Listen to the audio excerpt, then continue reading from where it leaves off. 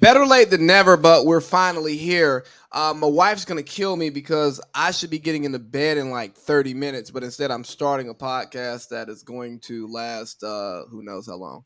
But At least 2 hours. yeah, probably good 2 hours. But guess what? We're both off tomorrow, so I'll make it up to her. I'll like take her to get a pedicure or something, and we'll hang out and love each other and do all that cool stuff. So, what's up, Parlay Pete? How we doing today? We're doing good, and I apologize for this being easily the latest podcast we've started, at least. But good overall, good. That's good, man. I'm rocking the Brazil jersey for Pele. R.I.P. to Pele, the legend.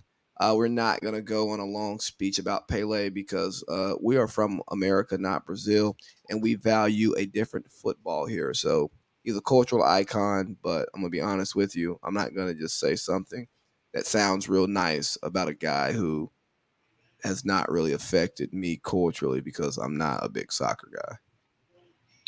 I respect and knew who he was because naturally he's a player that is like in any sport. If you don't follow it, is a guy that at least you knew his name, and the reason you knew his name was because of the many great things that he did, and of course with the World Cup just ending, and a lot of people just started crying Messi after winning, the World Cup. That being the last thing he needed, kind of on his resume to make him solidify as the GOAT. This was the person that was always considered the GOAT. I know Maradona, the guy for Argentina, was another one, but basically he's been considered the GOAT. And so, yeah, RIP to Pele. Yep, I hope you can see me because it looks like Yeah, my. you look perfect. You look great. Okay, good. All right, bet. So, we talked the other day for a couple hours on the phone, and you said you wanted to talk about your travel ventures from Christmas. Yeah, and I'll be super duper brief on it because I think anyone that traveled over the holiday season might have caught a piece of this.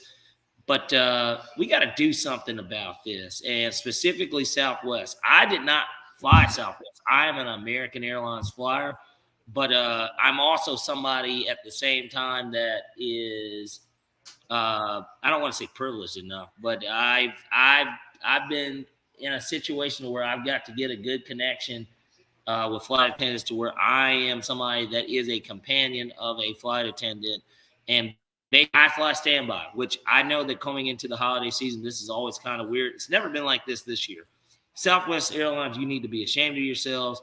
For one, it'd be one thing if we had snow blizzards like everywhere. That wasn't the case. It was cold weather for sure. It was like cold everywhere. It seemed like for the Christmas weekend. But aside from that, there's a little precipitation because I know there was snow at my dad's house even when I did get back. But point being, we need to lay into the ass of these airlines and the fuck shit that they're doing. I had to sleep at LaGuardia Airport, which I totally understand.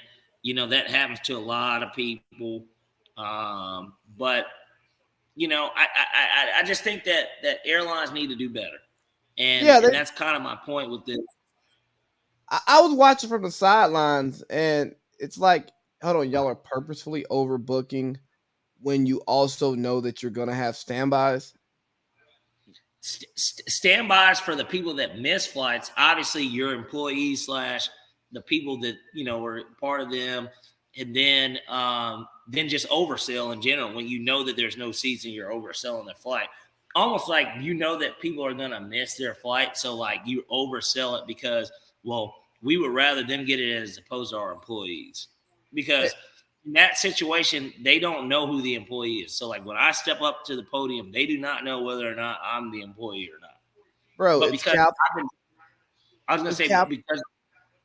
Go ahead. because I've been doing it so long, I make it almost seem like I am the employee. Because I know the vernacular too that they speak. I will literally say the shit. Now, there is one way that they can know. If you can get a jump seat, the jump seat is the seat that you see that the flight attendants sit on.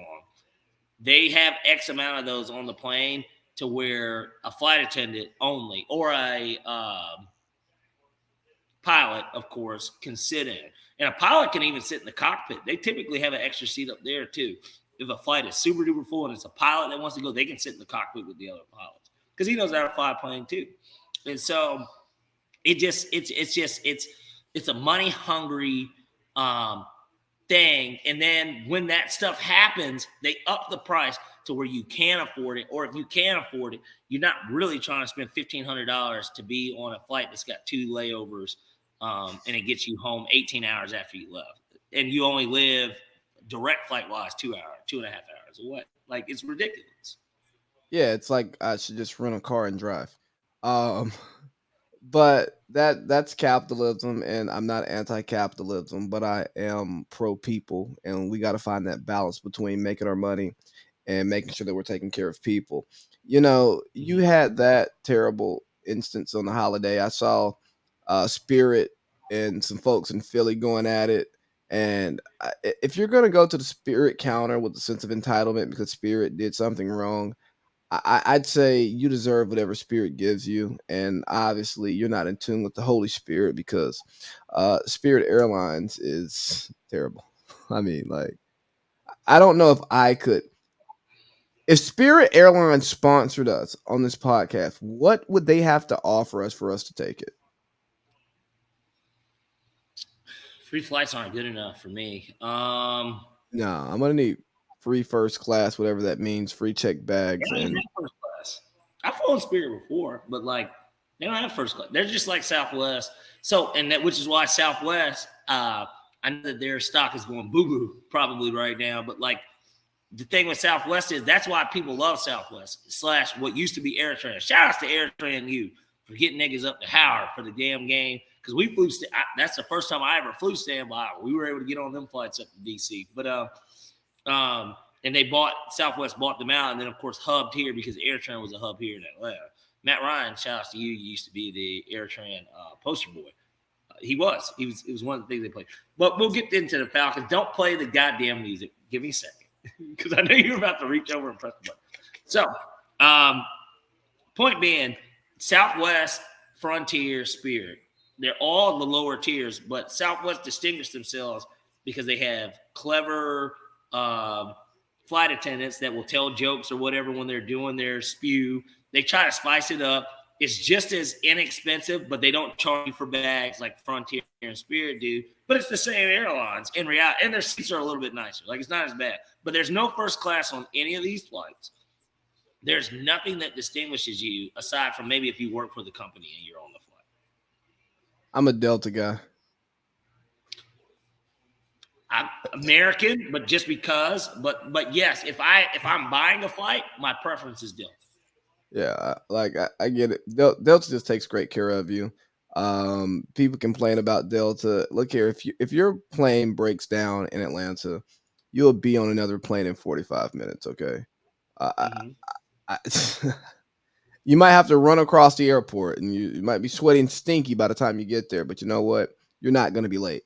So, I'll tell you what, man. I was on Instagram last night, sitting at the bar, and I see this bowl play, and I really have an issue with basketball Instagram, because you see the jaw almost posters highlight reel. Dog, this ain't a highlight reel. Get this out of my face. You'll see them post a play of somebody shaking somebody, but then they miss the shot. They get their shot blocked. Hey, bro, that's not a highlight. If you don't finish it doesn't matter. And then they got Bobo, and it's like Bobo with the poster. And Bobo does the Blake Griffin, the Dwight Howard, the Michael Jordan from Space Jam. He does the hard layup, but he does not touch the rim. He falls short of the rim. Okay. And I just comment under it, say that's not a dunk.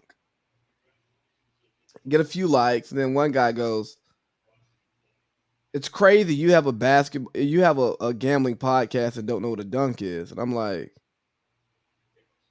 excuse me, like it didn't touch the rim. If it doesn't touch the rim, to me, where I come from, it's not a dunk. Hold on, I'll read you verbatim. It's called an unk. Imagine having a sports betting show and not knowing what a dunk is. And you It's know even me. not a betting show. Yes, there. I don't think anyone calls SVP on late night on Sports Center a betting show, but of course they talk about gambling and lines too. Right. But because he probably just went to my profile and he saw like the gambling clips, and I respond, I go, imagine. I was like, because I can dunk a basketball in a regulation goal, I know what a dunk requires touching the rim. Imagine that, Mr. Participation Trophy. N- Nowhere does the definition say you have to touch the rim. You have to shoot downward with your hand above the rim. You tried, you failed. I was like, and third place is a winner too.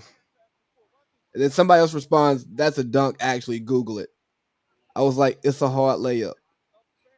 So what should we call it? Because it's definitely not a layup. Hook shot or jump shot.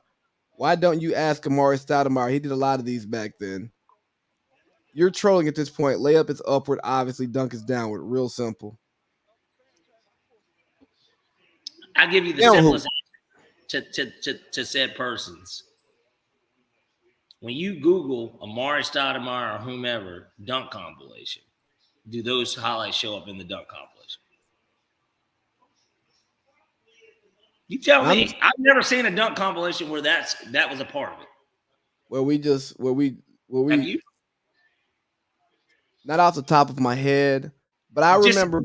I know you search dunk compilation. Like when you see Michael, I know that we've all seen Michael Jordan dunk compilation. No, he LeBron. sticks his hand. He sticks his hand in the rim and then he yanks the rim. Right. Basically, we can you can hear it almost. Yeah.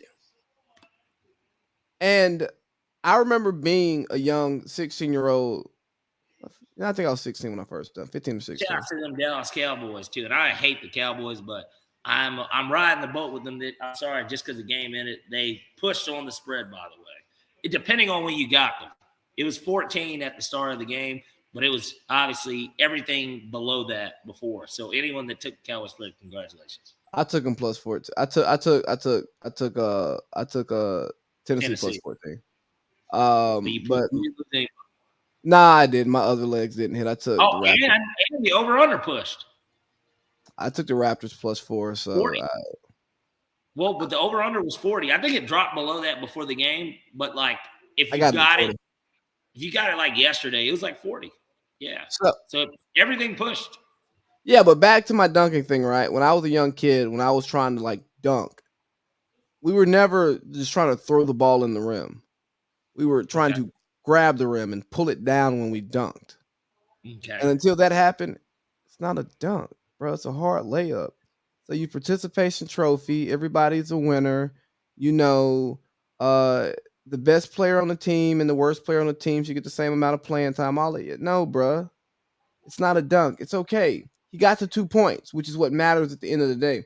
But it's not a dunk. Just like my aunt is not my uncle, but I'm not gonna go too deep into that because I don't want to offend anybody. Um, let me tell you about this asshole I met at the bar yesterday. Let's talk about it. So I'm sitting at the bar last night because having a conversation with the wife, and she brought up like a really valid point. She's like, I go to work before you, and I get off after you, and I go, shit, you're never just in the house by yourself, huh? Like I'm always here. So I'll go, you know what? I'm gonna start, just going to it's just Italian restaurant down the street. Close at 10 o'clock. Nice bar, pretty cool bartender. Already comping me drinks. That's what we want there. And so I'll go hang out there, maybe one day a week or something, just to get out the house, let you get a couple of hours to yourself, do whatever you want to do, a little woman Mm-hmm. time. And so it's some guys there watching the Kansas Arkansas game. And Good we game. just go. Yeah, we get going back and forth. And I'm like, yeah, man. If you live bet Arkansas, yeah, you're or excuse me, if you live bet Kansas, you're in there. He was like, yeah, I took him on the spread. I was like, oh, what's the spread? He told me what it was. I'm like, yeah. I was like, yeah, that's dope. Whatever. I just don't bet on the kids. Like, I just don't bet college. I don't bet college football. Like, I'll probably bet some for the New Year's for the playoff games, the playoff games. But like anything else, I'm not really touching. And he goes, well, what bet you got this week? I go, hey, look, dude, I make my bets on Friday. He was like, I know all the lines. I memorize all the lines on Monday. And I go, okay, cool. I was like, well, I really like because at one point Tampa was favored by like 5.5, like at the top of the week. And I go, ooh, I like Carolina. And he was like, well, who's Tampa playing? I go, Carolina. Well, how does he remember? How does he memorize all the if he doesn't even know Exactly. who's playing? And that's what I'm saying. I'm like, hey, bro, like, I got it, He's a man. liar. You may be the guy who watches the lines all week, and you're waiting to watch the big money be poured in. Cool, I got you, man. I'm not that guy. I'm just gonna take a Friday line. A My fr- guy threw $25 on a 14 parlay once, and he won $100, and he thinks that he knows everything about the game.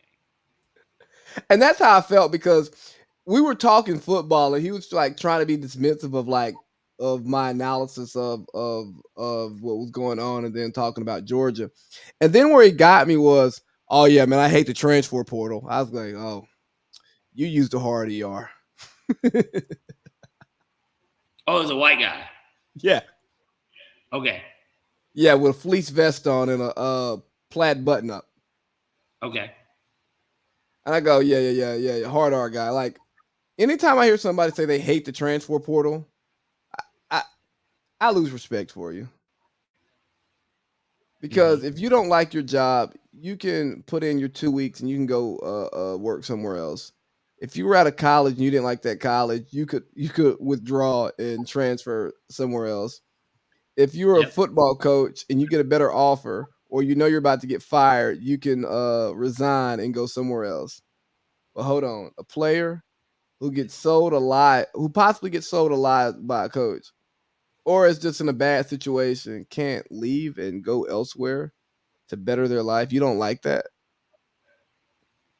Yeah, No. you don't like.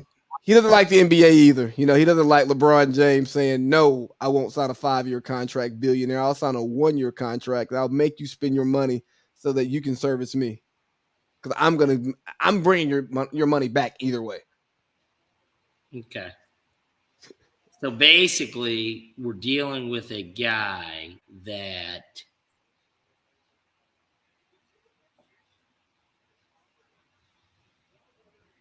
doesn't, he's not a real better to begin with.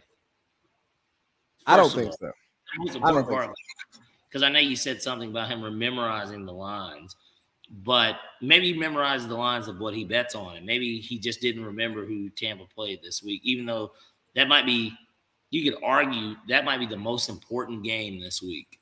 Bro, it's one of the Outside of Bills, Bengals.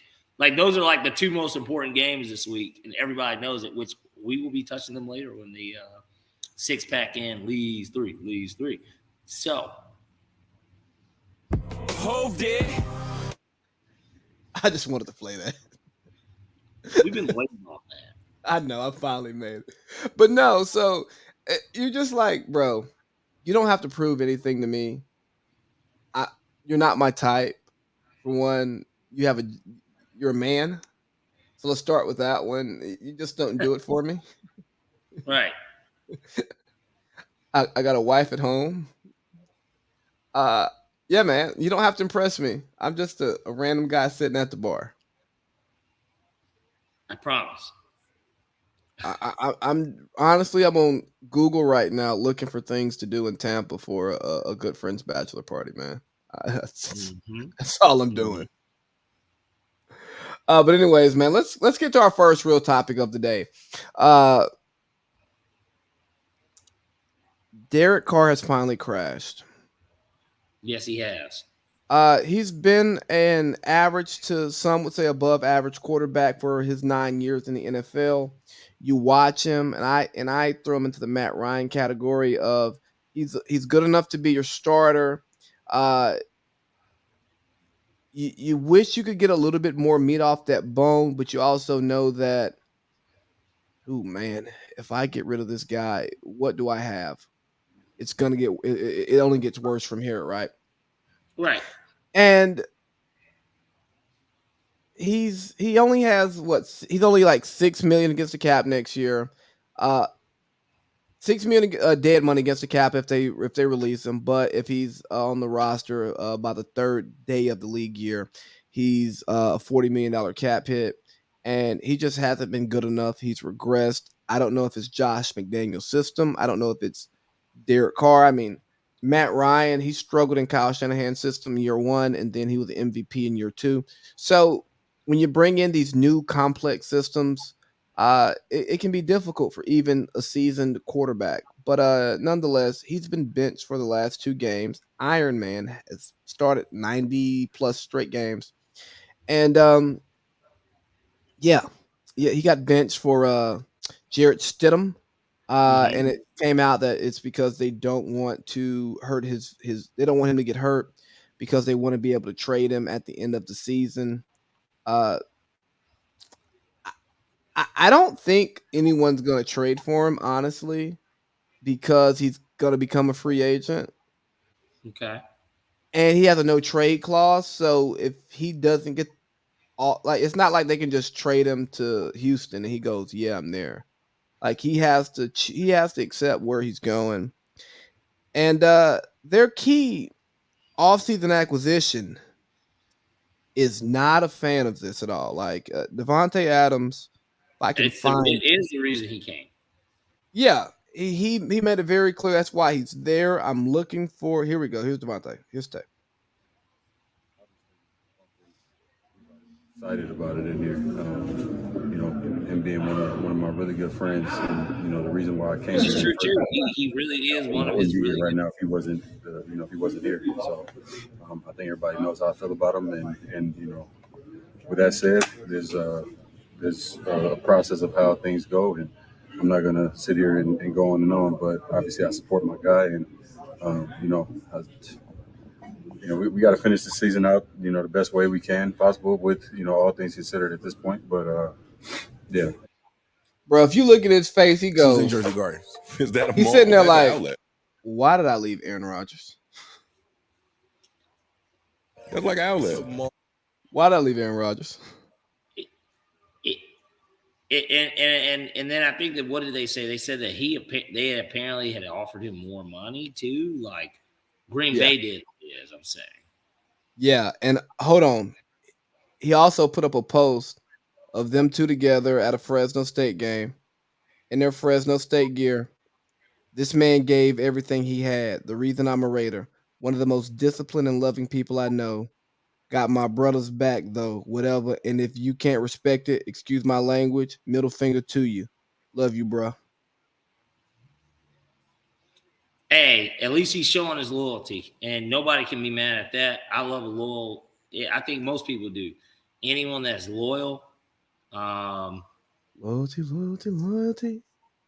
exactly. And I just think shout outs to him, man, for uh, Put your bet in. no, I'm sorry. Hold on. Yeah, you're not focused right now. I'm trying to. I've got to get it to the right point, and So while so he's putting his bet in, let me talk about loyalty. What Devontae Adams did was absolutely dope in the sense of loyalty. And a lot of pundits will push back on this because they'll say you should have stayed with Aaron Rodgers because he's the better quarterback and this, that, and the third. But Aaron obviously showed a lack of loyalty to his teammates. I'm an Aaron Rodgers fan, but Aaron Rodgers teeter-totters on whether or not he's going to play each year. It's hard when you're a younger player like Devontae Adams in the prime of your career to build around that because guess what? Although Parlay Pete wants Jordan Love to come to Atlanta, Devontae Adams practiced with him every day, and his choice to leave Green Bay lets you know that he's not confident in who Jordan Love is. Again, whatever.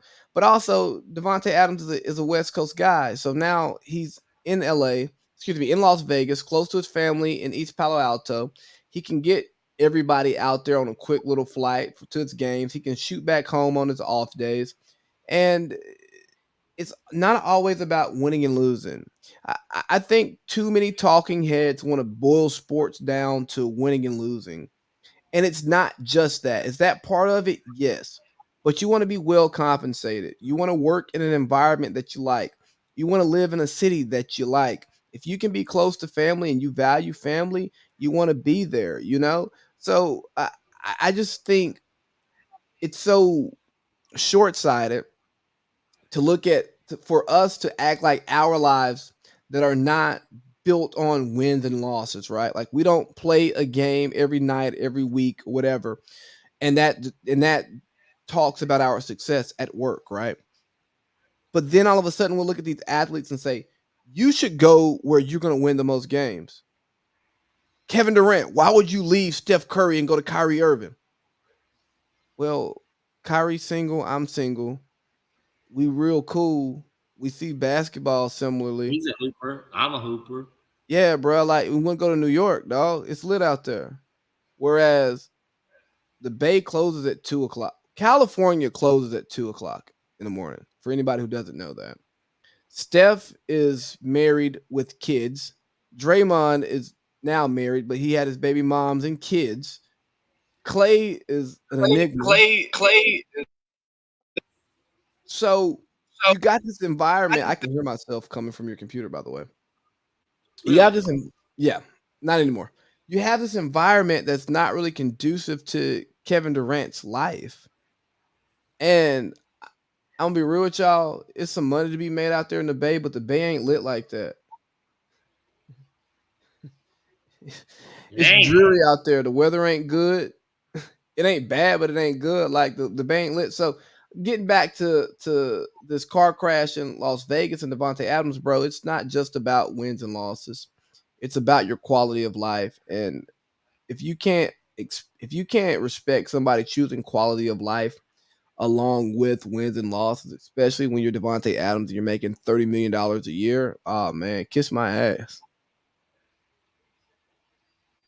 And I think, like you said, for him, it was more of one of those situations where he's a California guy. He went to go get with his guy. Vegas, pretty close. That's an easy flight for anyone that's from SoCal or even NoCal. Like, it's not a far, like, it's not a big deal. Our flight. Raiders, reputable franchise. Everybody knows about the Raiders, right? And I think that it was one of those situations where he's in a position at where they keep changing this shit. I'm sorry, but he's in a position at where he can't win right now. And that is why we get to the next point of what I'm going to get to in regards to the Derek Carr benching. And it's the idea in theory that Tom Brady will be the next quarterback of the fucking Raiders. Josh McDaniels is the coach. There's so many different things that line up. As of right now, at least, Josh Jacobs, he's the leading rusher in the NFL. He's gone. So what? They gonna make Zeus number one? I got it in. I mean, they don't have a choice. He's a free agent, and Josh McDaniels is not going to spend a franchise tag on him. That's too much money to pay the running back position. What type of cap situation are they in if they cut Carr or trade him? Obviously, if they trade him, it would be better. But like if they cut him, I mean, are they in hell? When did they extended him 2 years ago? They didn't extend him this off season. 2 years. It was this off season. No, 2 years ago. Okay, so a year ago. No, I mean like not this 2 off seasons ago. This will be the second season. He got extended after. Yeah. Not this past season, but the season after. Yeah. So that sounds like maybe he was at the last year of his first deal. Because he's on the books for 40 next year. Who knows? I hate to use NBA terminology, but like if Brady knows that he's not going back to Tampa and Josh wants him and the Raiders want him, could they do a sign and trade type of thing? I mean, I don't know, but like, why not that? I think it's like an open secret in the NFL that Brady will be there next year. And I'll give you an outside chance. This is just speculation on my end. They already said the Dolphins wanted to pair Sean Payton with Brady. Let's stay on Carr. Let's stay on Carr. Let's not go Brady. Don't go Brady. Let's stay on Carr. Where do you see Carr at next year?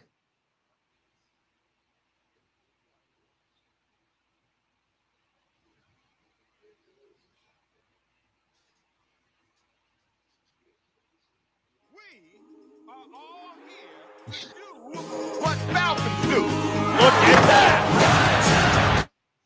I'll give you a better one. and this one's out of left field, and the people of Houston are going to hate me. But why not bring the other car into Houston? I mean, because worst case, I'm not saying he's a bridge guy. His numbers are good enough. Here's the issue with the car to Atlanta thing. What they're willing to give up and what the Raiders will want. If they want to do a Carson Wentz-esque deal to how he got to the Commanders, and we give them 2 3s, this year's 3 and next year's 3, maybe I might. I think Carr it gets just cut. depends. It depends on the market. It depends on the market. I think Carr gets cut because nobody's going to want to pay him that 40. And But he then has what is his value? He has the no trade clause.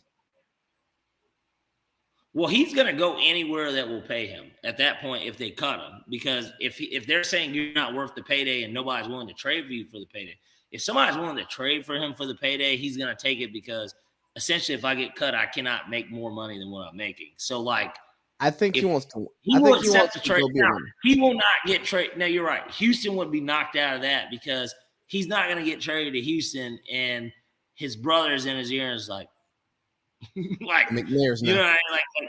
So that wouldn't work. But to Atlanta, I doubt he would not want to come here. In a weird, I don't think he would not want to come here. What about the Jets? Giants, even possibly, even though they're going to the playoff, they're not going to pay. What are they going to pay Daniel Jones? Nothing. He's an upgrade over Daniel Jones, and they're a playoff team with Daniel Jones. They didn't pick up Daniel Jones' 5th-year option, so he's a free agent next year. I know. That's what I'm saying. Hey, so let's think about this. Free agent quarterbacks, right? Seattle, I hate to say it. Seattle can say what they want to say, and we get it. Geno, you could argue outside of McCaffrey and maybe Saquon is comeback player of the year, right?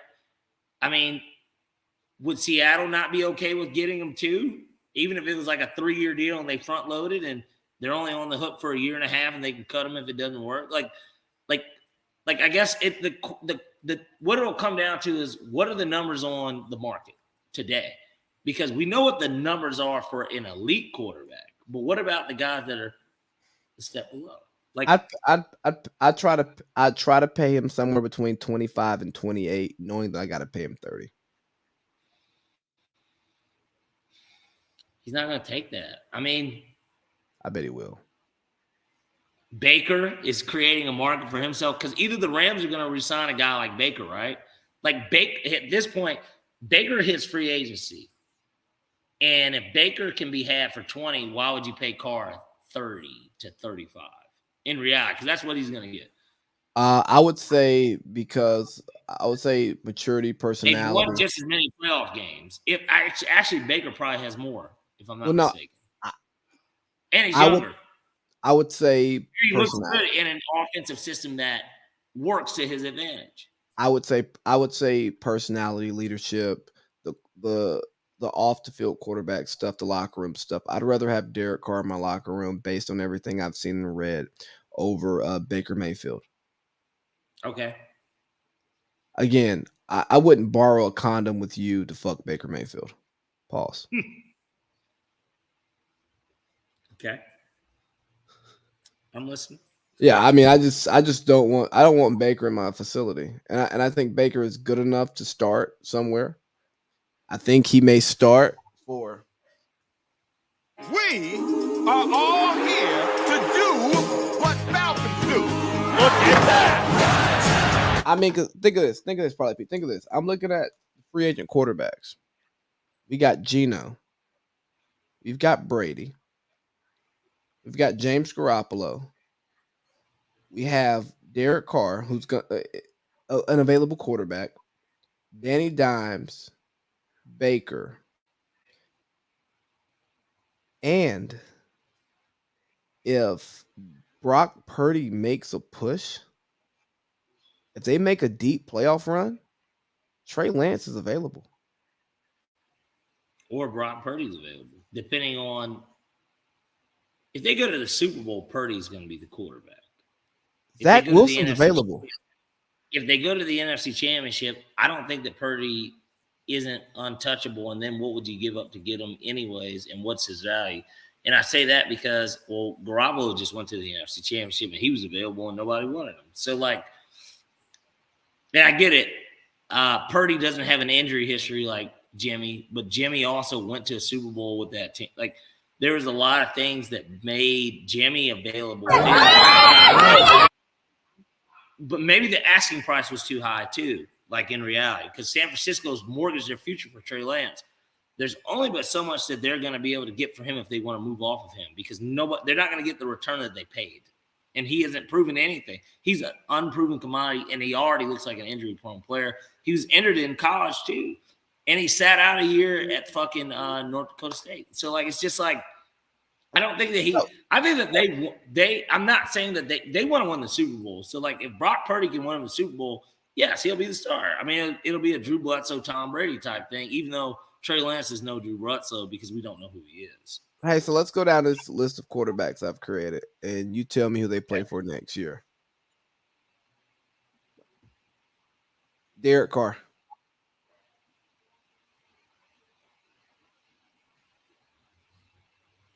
You know, a team that wouldn't surprise me in terms of somebody that is in the business for a quarterback based on this season, there's two in the same division that I think a lot of people are, like, throwing under the radar. Lamar is going to be the first big chip to fall. Let's just start there. Like, he's going to be the first big chip to fall. I wouldn't be surprised if New England or Miami was interested, depending on the Lamar. Carr? Like, Lamar. No. I'll get to Lamar. Where is Carr going? You're asking me a question that's really unanswerable. You know, Arizona's going to be in the business of a quarterback at least for 1 year, because even though they have all that money dedicated, they can't. You know what? I'll tell you what. I don't think he's going to be in Atlanta. So I think Carolina will be in the market, even if they win the division. They know that this year sucked. Like, they're not going to win the division with Sam Darnold. Give me Carolina. You give okay, Carolina. Okay. Where's Gino going?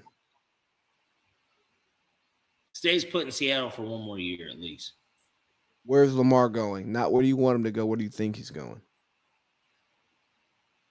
I don't think Baltimore's going to pay him. I'm going to say the Falcons. I really do think it. Zach Wilson.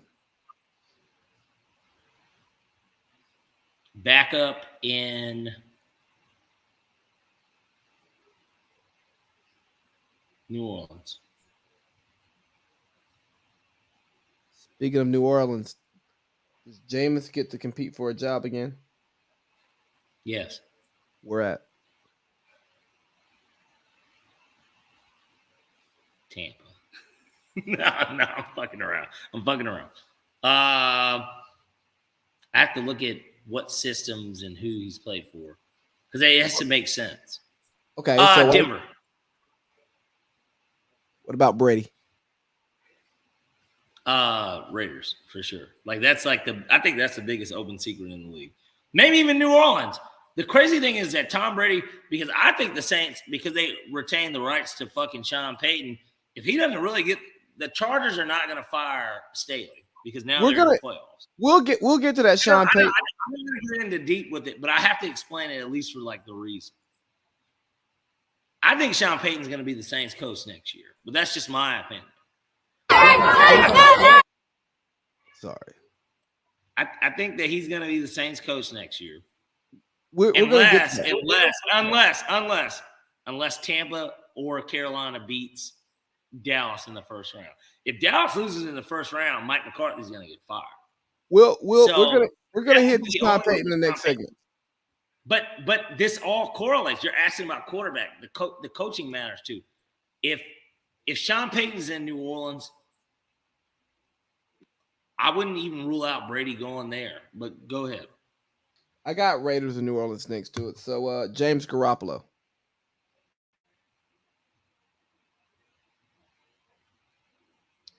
Second option, if the Falcons don't get I think that's who they would pay. I think that they would pay Jimmy. I think that they would love to bring, because he's a winner, and that's what they want to do is win. So Falcons kind of second option, but first option, Giants or Jets. Like, he'll be in New York. and he's got the face and stuff. Like, you know what I mean? He would fit. And he already played in New England. What about So, Daniel Dimes? Is he a starter next year? Tennessee's going to need a quarterback too. I wouldn't be surprised if he was there at a cheaper rate. Baker. I think he retains a spot in LA and they wait to see what happens with Stafford. I think that especially because, but see, that's the part of it too, the McVay thing. McVay leaves and goes to the booth, and then let's say that they hire Yo, what's up? Sorry. Let's say that they hire in-house, they keep Raheem. Let's say Raheem becomes the coach of the Rams once he leaves. I think that because I do think that that's what would happen. If he leaves, I think that they do hire Raheem Morris. I absolutely believe that he's going to be the head coach of the Rams. Unless Sean Payton wants the job. But like I said, if Sean Payton's going to have his pick, and I know we're not on coaches, but it matters in this discussion. It doesn't. If Sean Payton's not going to coach the Broncos. Well, we're not. Yeah, we're not there. Just stay focused on the quarterback. We can come back to the coaches. I have to get the coaching. I have to explain my line of thinking. I'm not asking for explanation. I'm just asking for where the quarterback's going. I don't want to know your why right now. We're not on Baker, right? Who are we on? We're on. We've hit everybody that matters. So Baker. So it was Baker. So I think Baker stays put in LA. Okay. I really do, because Matthew Stafford's an uncertainty, and depending on the coach too, like. So I think Geno stays put in Seattle. I agree with you.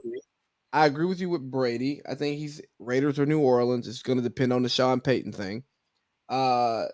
James Garoppolo, shit, we're agreeing again. I think it's a New York team or Atlanta. Carr. You think he's going to be here? I do. I think he's coming to Atlanta.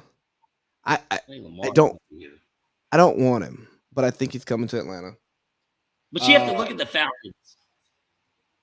They're big game hunting. They were willing to, like, there's a Deshaun Watson, bro. He might be the biggest buffalo on the prairie this summer. Hey, you left off a quarterback, by the way. Who? Matt Ryan. He's not a free agent. He's gonna get cut, but it's a lot of money. Well, all the guaranteed shit's gone now because we already had to pay it. So, I tell you what, there's only two options for Matt Ryan. Do you think that he Booth? He won't be a backup in Indy. Does he decide to be a backup or retire? That's really his options. Matt Ryan's not going to be Matt Ryan's not going to be a backup either. He's going to the booth or coach. I could easily see him being a quarterback coach. I really could. I want him in the booth because I want to like a guy in the booth. Okay. It's hard. He doesn't really have the personality. I mean, based on what I know, he could. I tell you what, he could take Jason Garrett's spot at NBC. Like, I could see him doing that type of stuff. You can too. I'm saying I don't think he's a Fox. He gets the third best game on the 1 o'clock slate. Like, I don't see him as that. So, like, free Akeem, or even because Matt doesn't think about it. Matt doesn't have a personality like that in a sense of he's like a respected player in the league. Right, Matt's going back to Sandy Springs. He's just going to live his life. You think he's going to be a volunteer coach at Mount Vernon Presbyterian? I mean, like. No, I just think he's going to go back to his nice house in Sandy Springs and raise his family. He lives in Swanee, though, by the way. But go ahead. In Swanee? My cousin lives out there, and she said she saw him at Walmart. I'm going to assume he lives out in Swanee because why would he be out at Swanee Walmart? I was told by someone that he lived in Sandy Springs, and the particular. He probably has multiple houses, too. True. For what it's worth. And the particular person who told me they have a relationship with a former NFL player who also lives in the rich Sandy Springs neighborhood where the richest live. So, but yeah, Matt Ryan is top 5 all-time paid people in the NFL. it's nothing for him to have a couple of houses in the Northwest Georgia area. Hell, Basically. he might have a house on St. Simon's Island for all we know. Basically. Daniel Jones, I think he's a backup somewhere. I don't think he starts. Baker, I What did think I he's. say? You said Tennessee. I think Aaron Rodgers is going to Tennessee. Baker is going to be backing up in LA. He's going to be in LA, and he's He's going to be the starter if Matthew Stafford doesn't play, but Matthew Stafford's not turning down that money. Nothing about his career says he'll turn down money, and Baker's going to be there. Zach Okay. Wilson, I think he's on a roster, but I think he's out of the league very soon. I don't think he'll Okay. be a backup. I think he's either gonna start and suck or he's gonna be out of the league. And then Jameis Winston. I don't think he starts next year. Well, if he's not a starter, I think he's The only place he's going to start is the Jets. Jameis And they're Winston. going to be looking for a quarterback. So I don't know where Jameis Winston goes because I gotta watch wherever. Look at that, it's a bad take. Jameis Winston. If Brady goes to Vegas and Sean Payton comes back, I think he gets a chance at that job. I think Dennis Allen, like Dennis Allen, sucks.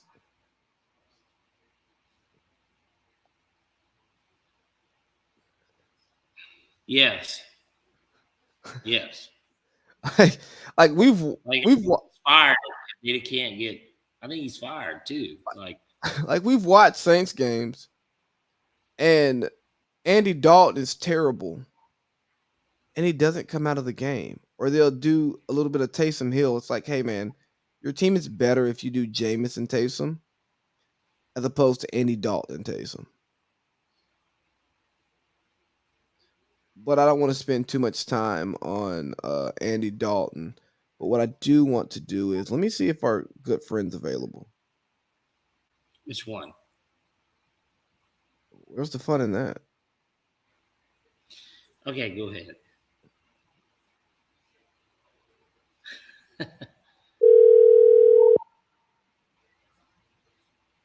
Probably not, though.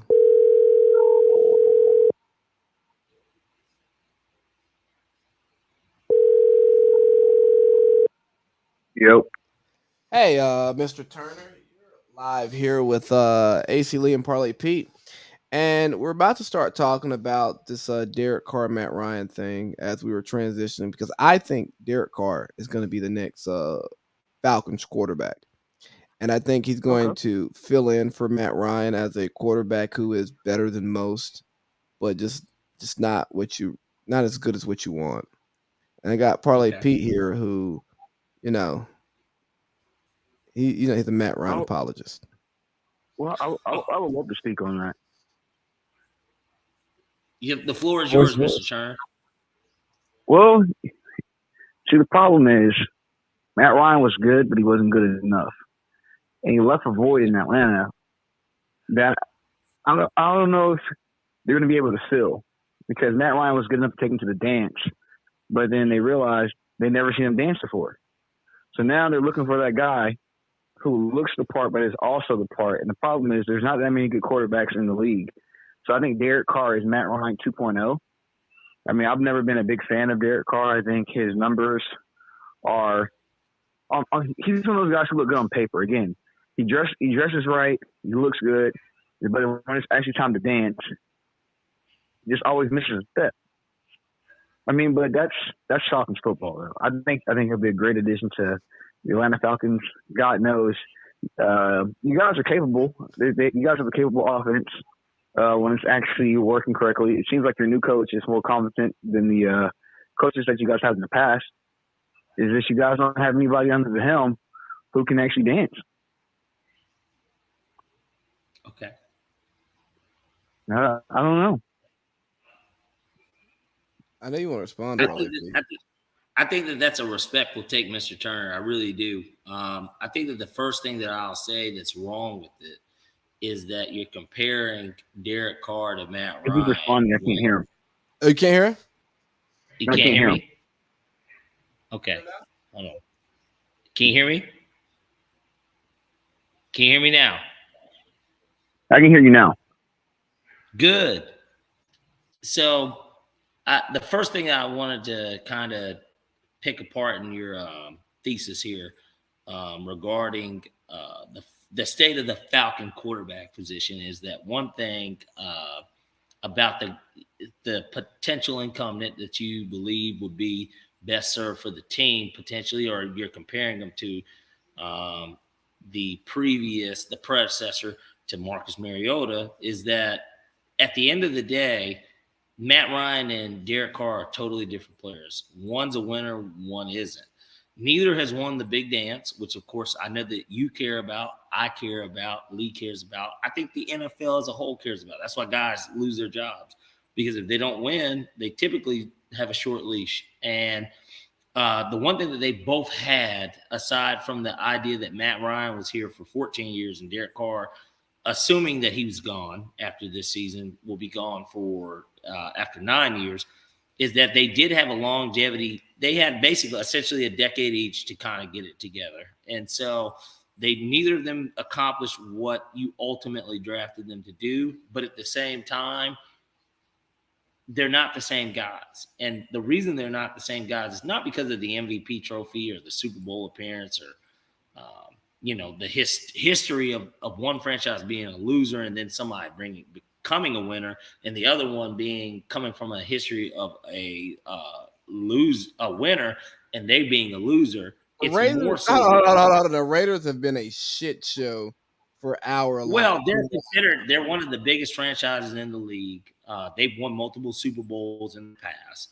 And I know Jew knows all about that because, of course, the Steelers, they've got 4 of those in the 70s. The Raiders were a part of that, too, and they were typically playing each other. That's why the Franco game was such a big deal. I mean, because those were the top 2 teams. So it's about the history of winning. And the Falcons don't have that. And I think that Matt Ryan brought a winning culture to the Falcons, as opposed to Derek Carr stepping into one that had been a loser before he got there, in the previous decade. But at the same time, he didn't win either. Right. So maybe that was too big of shoes to fill for 30 years before. Maybe Ben had to fill those shoes too in Pittsburgh. I don't know. But what I do know is that in Atlanta, we didn't win. We were coming off a fiasco because we had a quarterback that was entertaining and would fight dogs in his off time, or at least he funded the fighting of dogs. And I didn't, I don't agree with that. Well, no, it's not me shitting on Vic, by the way. Oh, for the viewers out here that do listen that believe I'm a big shitter, I'm not. I just am calling a spade, and that is what it is. That's why I went to jail for it. That's why Arthur Blank was so upset. There's a lot of things that went into that. But at the end of the day, quick question for you. He was doing a little bit more entertaining outside of the field than. Can I ask you a quick question? Parlay Pete. This and I want you to hear this, Jew. So you support Ryan over Vic. You support Stacey Abrams over Kemp. Some could draw some conclusions about you.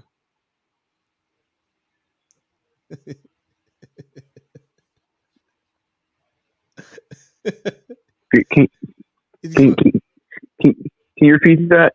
I said, he chooses Matt Ryan over Vic, and he chooses Brian Kemp over Stacey Abrams. And some might draw some conclusions about Parlay Pete here. Well, he tends to dare to be different. One of his role models is the formerly great Kanye West. I think his new name is Ye or something like that.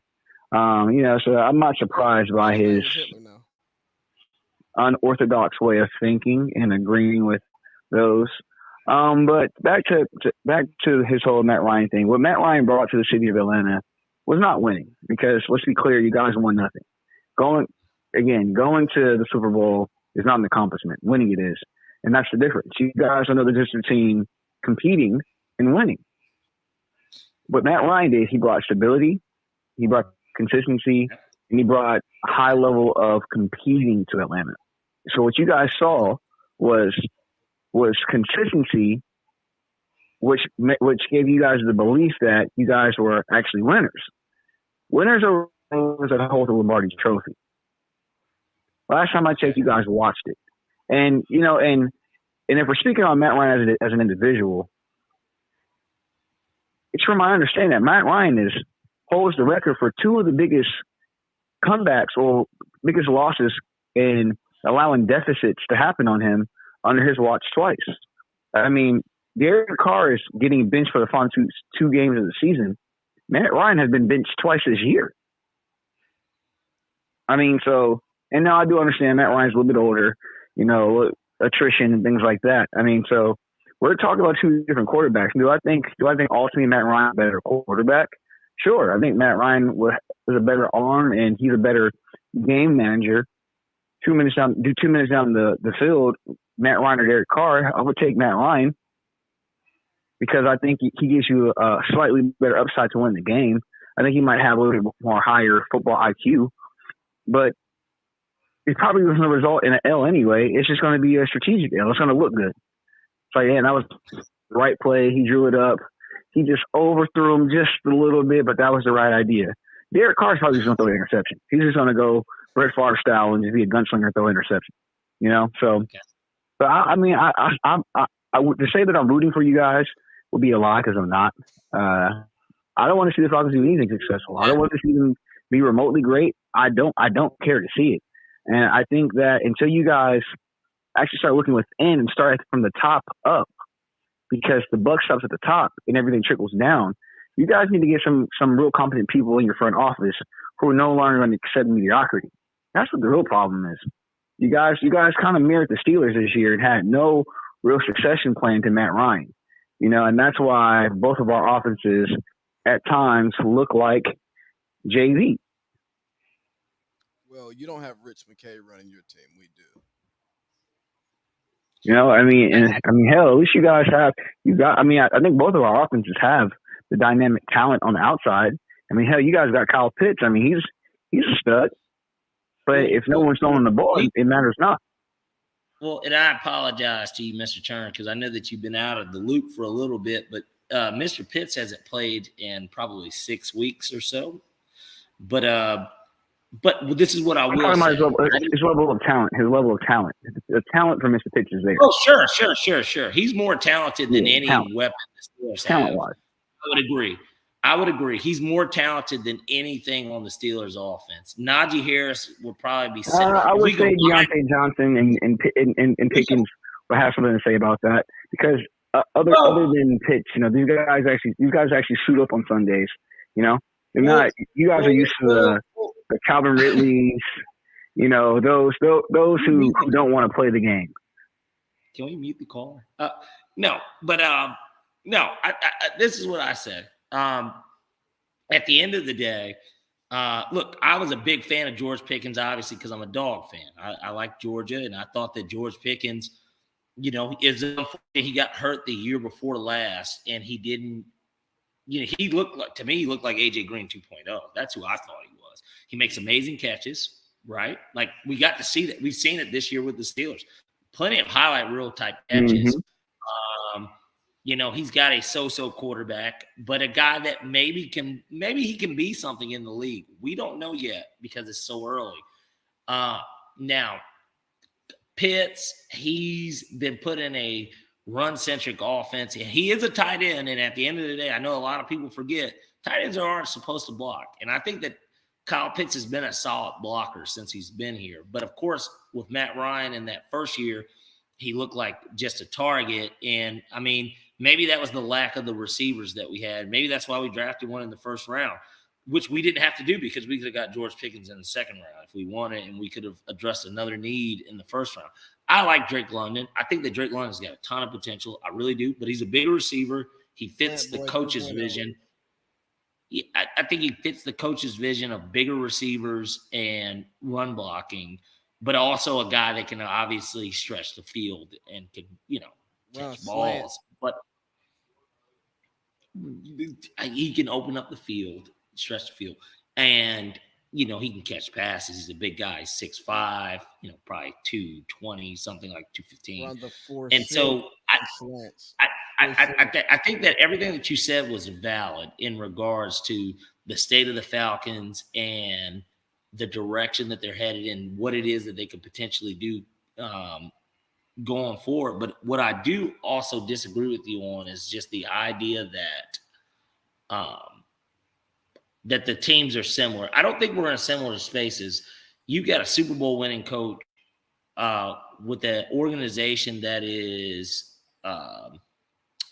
they've proven time and time again, I guess, maybe only in the 70s and the 2000s, but basically we want to win Super Bowls and we like to draft our way to it. So that's like one of the things that the Steelers, at least I can say, have been consistent with over 40 years, even if we forget about, a couple of decades in between or whatever. But they typically are in the playoff conversation. They're in, I think there was something in our group that talked about how that division was the, based on the hits, what was it? I wasn't going to say the hardest hitting because that was not the word that was used. It was, and ghetto also is not the right word. There's a word that was used specifically. It's the hood nigga division. I don't know what they said, but that's what they wanted to say. That's exactly that, because that is kind of exactly what it is. That's the type like of football. Air Force Ones. Exactly. Yeah, our division is known for defense, sound tackles, biting the ball, wrapping up. We're running the ball. Blue collar towns around here. Okay, Pittsburgh. Yeah, no. Cincinnati, Baltimore. Running. Cleveland. Those are blue collar towns. Those. You bring your lunch in your lunch pail and your soup and your thermos to work. And you get it done, and you don't go home until the job is done. And typically, I'm sure that when they go to get a beer, they're getting a Budweiser or a Bud Light. That's the beer of choice for those type of just crack it open, sip it. We don't care about the taste. Drink it, and get back to work. Wait, go home. Why don't have you on the phone and we're talking? Curse your wife out. Yeah, talk. Ask her where your chicken pot pie is. Well, why I got you on the phone, Mr. Hodges?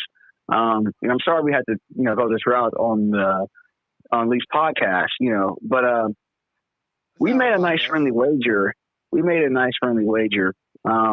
That the Pittsburgh Steelers would have more regular season wins than the Atlanta Falcons. And from where I'm sitting at, I believe my bet is going to come true. So, if you want to have your succession,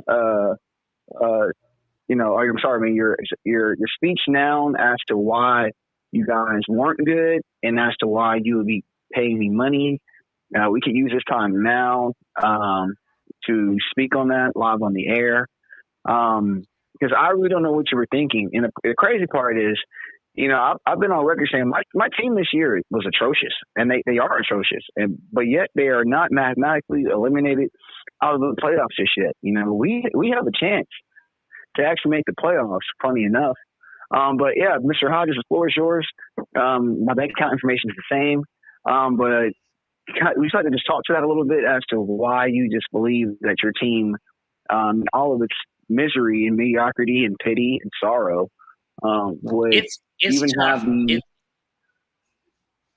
It's tough. It's one of those things where, I think I look back halfway through the season. We were 4-4. I was optimistic. I came into this season with no type of expectation or, thought of what could happen for this football team. And they did what they typically do. They give you a hand job and then they leave you high and dry.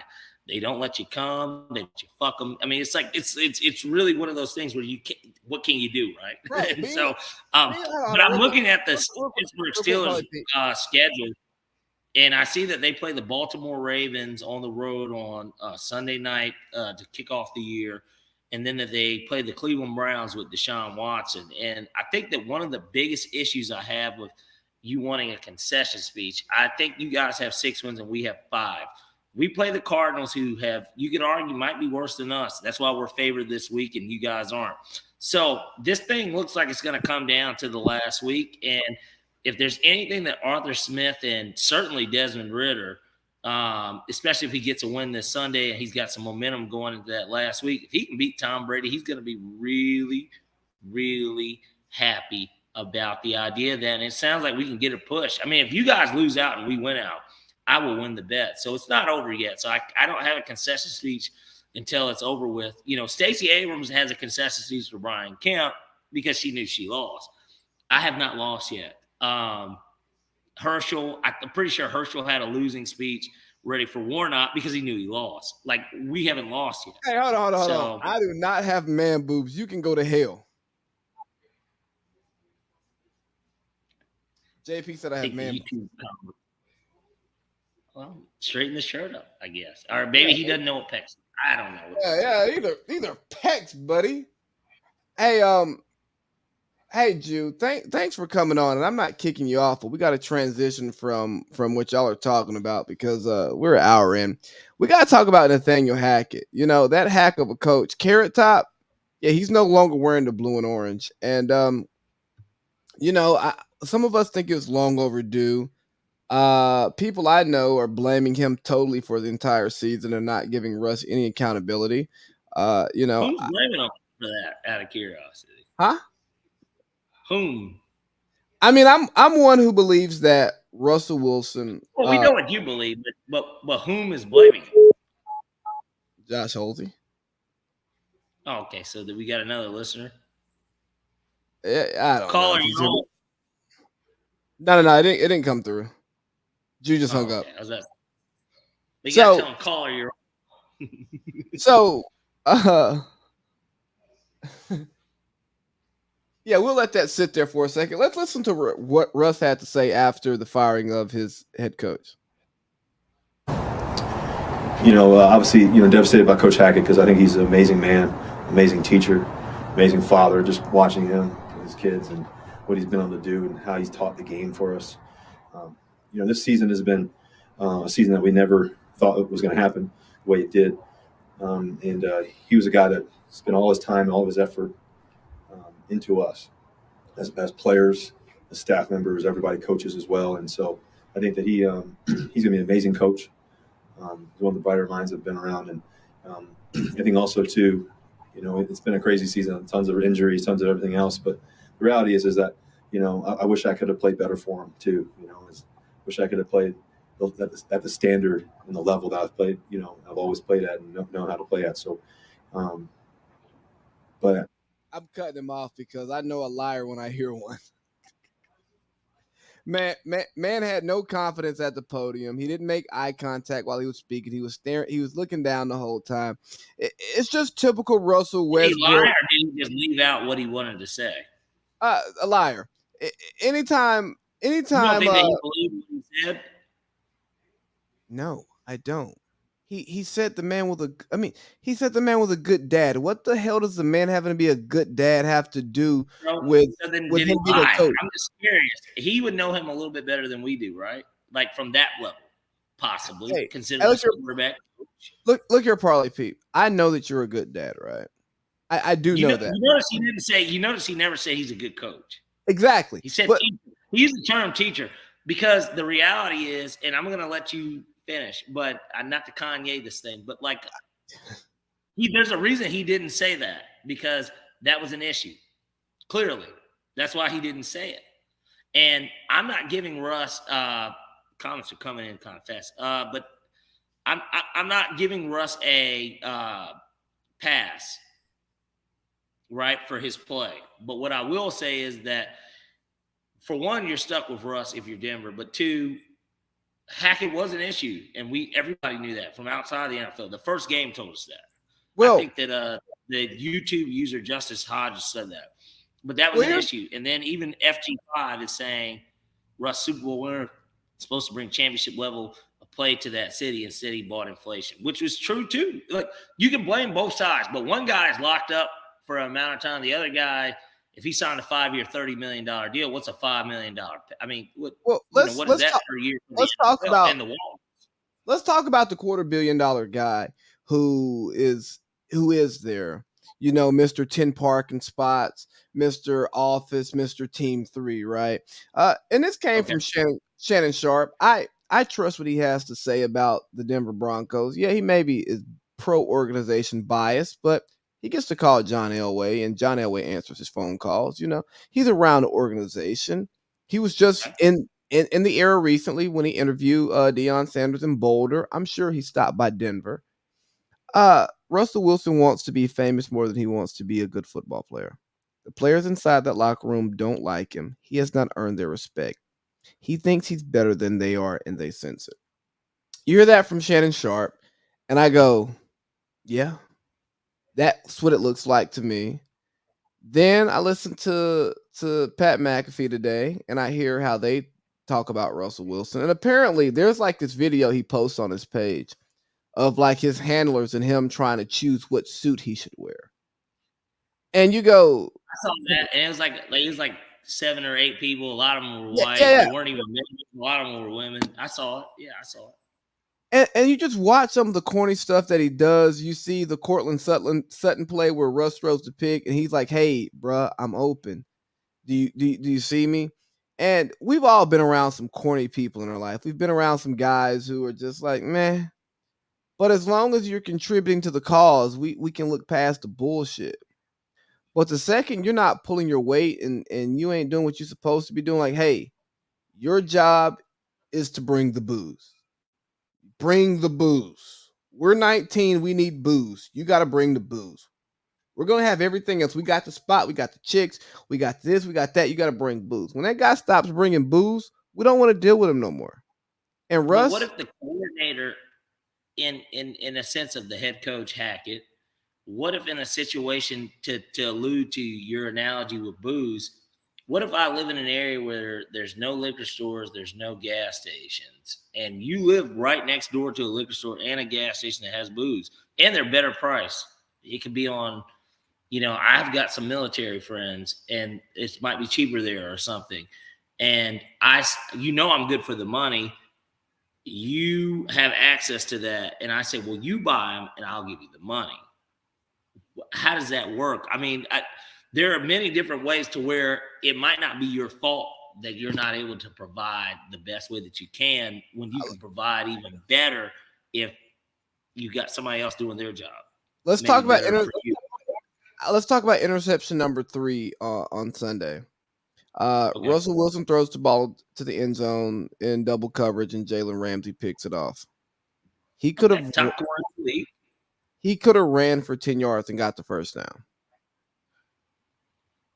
That sounds like a business decision. I mean, he just got concussed the last game he played before that. I'm not saying he's afraid anymore because guys get concussed.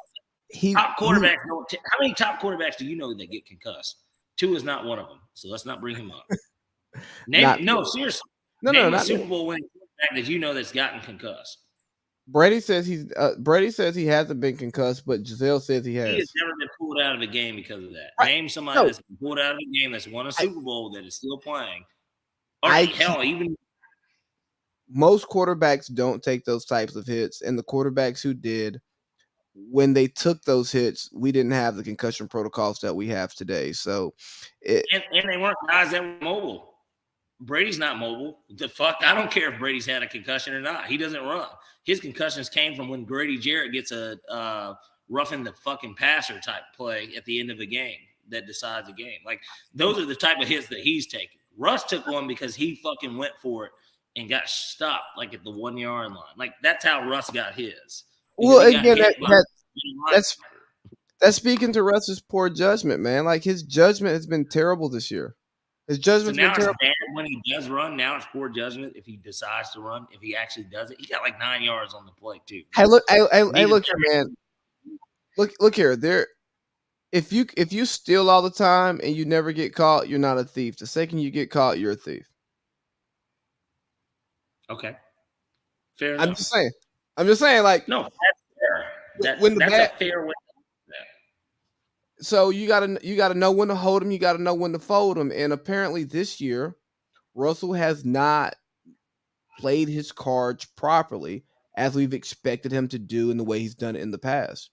So when you're not playing well and you're a cornball brother, in the words of my man Rob Parker,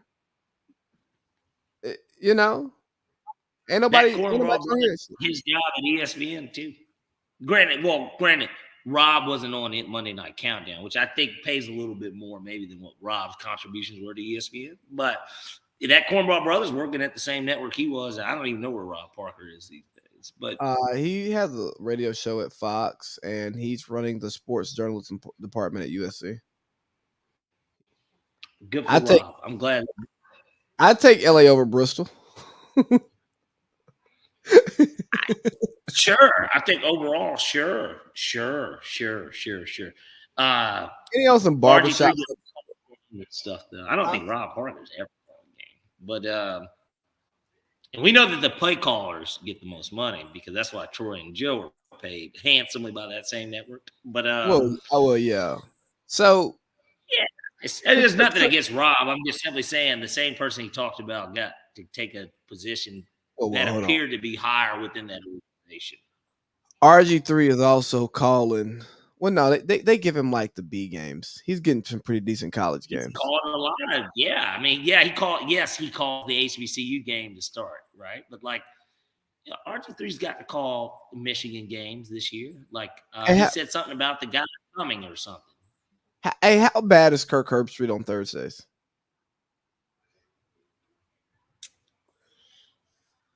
I feel like he's got too much on his plate, but the money's so good to where he can, mix in that stuff. But I think that he's more focused on the Georgia game, especially with a game like tonight, where we knew who was going to win, right? Yeah. The only thing that Kirk could do in a game like tonight is talk about how the top, Dobbs is the guy that he saw in the SEC, so he knows who he is. But like, there's only but so much he can really kind of get out of that. And then with Al's at the end of his career, he's a legend. We know Al. I know that. Kirk is beneath Al. Well, Court overall, yes, as a partner, yes. In the way that Al treats him. But hey, real quick before we go into pop culture, do you think Troy would work well with Al? Troy would work well with anybody. Troy's good. Okay, all right. I just want to know, as a commentator, do you think that yeah, absolutely. How would that dynamic look? I just want Al and Chris back so I can just hate my TV on Sunday nights. Like, I don't even hate Tirico and Chris now. I just don't listen to them. Like, I would hate listen to Chris and Al. But let's talk real quick about, some would say, the second best basketball performance in NBA history. Luka's 60, 20, and 10. We were actually on the phone while it happened. Yeah, well, it shocked me. I would say for sure, it's up there. That has to be up there in terms of, I mean, obviously there's more stakes in a playoff game whenever something big happens, but in terms of just and knowing, is it time for me to eat my humble pie on Luka now? I think so. I don't think that. I mean, we've been saying it for years now, and hey guys, maybe this will even help us. Hey guys, let me tell you something. Luka had one of the best games that's ever been played in my life. Best regular season games, right? Just from an individual point of view. As much as I like that Luka, that the Hawks took Trey as a personality for the city, and we added that extra pick that became DeAndre Hunter. I didn't think it was wrong when it happened, and up until Trey Young asked, the rumors came about Trey asking to get out. I say Trey and DeAndre Hunter, healthy DeAndre Hunter, get you closer to a championship than Luka by himself. I still believe that to this day. But and how about you? We'll get the Jokic. We're gonna get the Jokic check. That's why I got him up there. But what I'll tell you is that nothing about Luka's 60, 20, and 10 game changes what I think about Luka. I think Luka is an all-time talent. I think Luka is an amazing individual basketball player. But to this day, I believe that his style of play does not work well with other players over the course of a season. You cannot be a heliocentric player like Luca. Everything revolves around me. I dribble the air out of the ball and expect everyone else to play their best basketball. High end players to play their best basketball alongside him. Jalen Brunson's now in New York, and guess what? He's averaging 20 points a game over his 16. You know why? Because he gets more touches, because he can get a better feel for the game and he can play more free instead of always having to play off of Luca. Now, now we got the Jokic up here thing because Mr. Justice Hodges here wants me to also take my slice of humble pie on Nikola Jokic. I'm going to. I think this year, health being the main factor, the Denver Nuggets finally have what it takes to be a championship winning team. When you look at the way their offense is constructed, you have you have Jamal Murray who can score from the perimeter as a lead guard. Then you have Michael Porter Jr. who can score off the ball as your wing scorer. He's 6'10". He is probably the most skilled. He's probably the most skilled basketball player on that team when it comes to skill, athleticism, size, like the whole package. Right? He was number one until he messed up his back. Right? And then you got Jokic, who is a point center who can score from three levels, who can pass from three levels. He can run point from the post, but he can also just play post out of the post.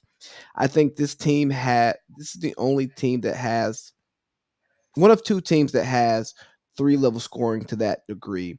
Obviously, the other team is the New Orleans Pelicans, who have CJ McCollum, Brandon Ingram, and Zion Williamson. But what you don't have on that team is the passing that Jokic provides. Brandon Ingram, he can definitely set the table for everybody. So here's what I'm gonna say. Luca, Luca, Luca is a top 3-ish player in the league. I'm not gonna argue that. Top 3 player in the league. Jokic You is said 3-ish. 3 or 3-ish? Which one? 3-ish, man. Like we So start you talking. mean he teeters between 5 and 3? Because Yeah, I know you outside of your top 5. no. Between 5 and 3, but like the gap between 1 and 5 is much tighter than the gap between 8 and 10. It's a tight gap. Agreed. I Yeah, agree. No, I agree. Okay, that's fair. so like my top 3 and my top 5 is damn near the same. Like it's Because you could really kind of just pick your guy. It just depends on what you like personally. exactly. As a fan and as a I'm not going to even say evaluator of talent, but just basically just based on what it is that you know about the game and what you like about the game. Right, but I still and by the way, and the only reason I'm bringing this up is because the Jokic thing did come up. We can't even forget the game that he just had the other day. It was like 40, 27, and like 12. It was something ridiculous. He had I will put the exact stats. And Zion just had 43 last night, like 43 or 14. Like 40, 20, a triple-double with 40 and 27 is completely different from 43 points. But, I saw a funny meme on Facebook that said NBA is a white man's league now. Here, let me pull it up. So this is what he had. Hold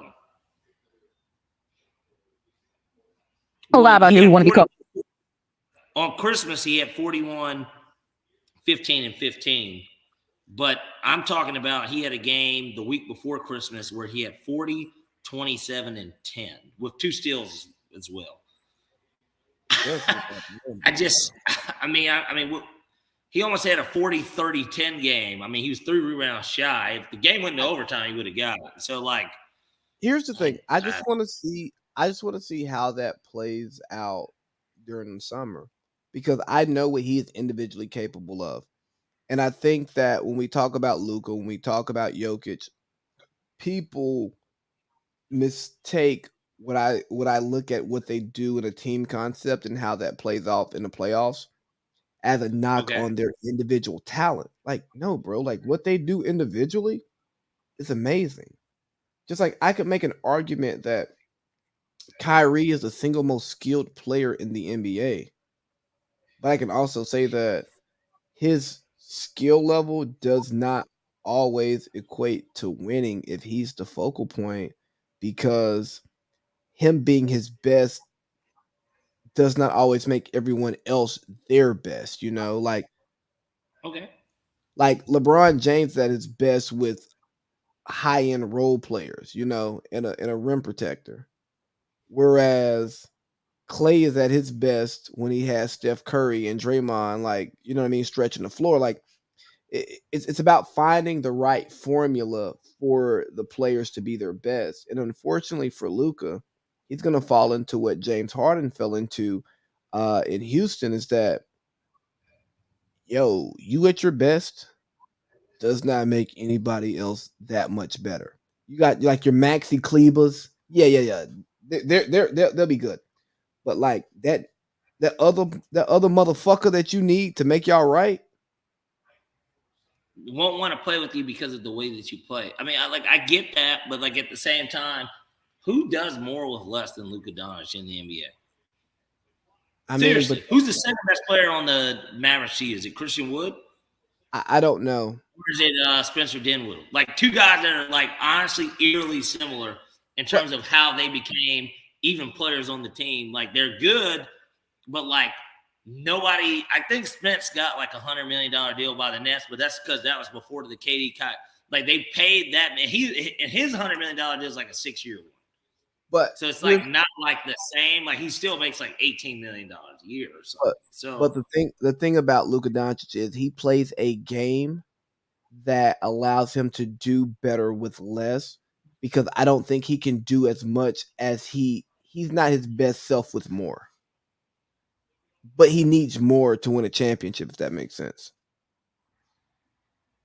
Like, yeah, he can do a lot with less. He can drag LeBron in Cleveland can drag less to a finals, but you're not gonna win with that. That you just don't have enough talent on the floor. So at some point, you got to change your game. Right. And maybe he hasn't had the teammates because I listen to Gilbert Arenas a lot, and Gilbert talks about like, yo, y'all be like, you should pass more. You don't see what work these guys put in. Why would I pass this? Why would I pass this man the ball when he's coming to the game smelling like last night? Hey, bro, it's 7:30. Why do you smell like booze and strippers? I didn't go out last night. I spent 5 hours in the gym after practice. I spent 2 hours in the gym before practice. I did a full regular human being's work day doing extra work and I practiced. Why should I give you the ball? And I think that's the other side of it that we miss when we're talking about this stuff because we just don't know the real relationships and the work. But you got to think, man. I mean, the league, the NBA of all leagues, and this is just my personal opinion. Obviously, I know you play ball too. I play ball. Always been a fan. Hold on 1 second.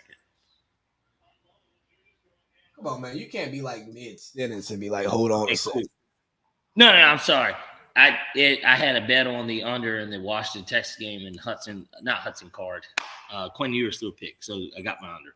But no, I just think that with the league, it's one of those things where this is the hardest league to play in. Which I'd love to get Josh Hulsey call in. Say again? Did Josh Hulsey call in? No, you want me to call him? No, you don't have to call him. But we had a conversation about this on Christmas Day where it was, which was something actually we didn't even discuss this in pre-production. But what we will do is I'll bring it up just briefly and maybe we can expound on it later. But point being, it was about NBA players making basically guys that could play that could have played in either league potentially, or just in general the leagues and who could switch. Keep going. It was irrelevant. I liked it.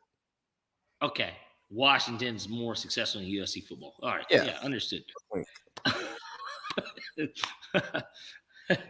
The irony of this game is Sark and the fact that he coached at Washington, of course. But nonetheless, you can look at this stuff any type of way, but my thought is just that there are more guys that played in the NBA that could transition to the NFL as opposed to NFL players that could play in the NBA. And my reason for saying that is that when we look at the top guys that were that played in the NBA that could have easily been NFL players, there's more of those than there are NFL guys that could have played in the NBA, and that is a fact. That's not even up for debate. Well, a lot of that is body type. Julius Peppers played basketball. I know he played football at UNC too, but he played. Look, it is tough for a nigga to play on UNC's basketball team. Walk on, not a walk on. It doesn't matter. If you play at UNC, you're probably fucking good at basketball. Like you're elite. Like you're really good at basketball if you play for UNC. Julius Peppers did both, but he played basketball there. He went to the NFL. He's like one of the biggest sack artists. Allen Iverson was a quarterback, Gatorade Player of the Year for the state of Virginia, a state that had Aaron Brooks, a state that had Michael Vick around the same era. And yeah, well, it wasn't the same era, but it was close. Yeah. Point being, came from the same, yeah, because he got drafted in '96, so I was wrong. But point being, AI he was the best player basically in football in the state of Virginia, but he's an all-time great in basketball. There's not many guys that are all-time greats in the NFL that you could say, oh yeah, he would have been a beast in the NBA. Like who knows? Maybe AI could have been Vic before Vic. Right? Maybe the AI is also. We don't. We'll never know. Charlie AI Ward was won 5'10", 165. And what is Vic? 6'1", 200. Yeah, I mean, so I'm just saying. I'm not saying. Look, Kyler Murray's. I know he's hurt now, but $200 million man too. Correct? Could AI have not? Maybe if look. And I'll say this: different era, fair. Me and one of the YouTube comers went to Allen Iverson's basketball camp when he was with the Nuggets. He had just got traded to the Nuggets. So he showed up to the high school that the camp was at. We went to AI's camp. And this brother was throwing a football in there. He could still spin it. And now, we're talking Nuggets. So he was probably 32, 33. That motherfucker. No, I'm dead fucking serious. Whoa. And if he's still watching, maybe he can comment it too.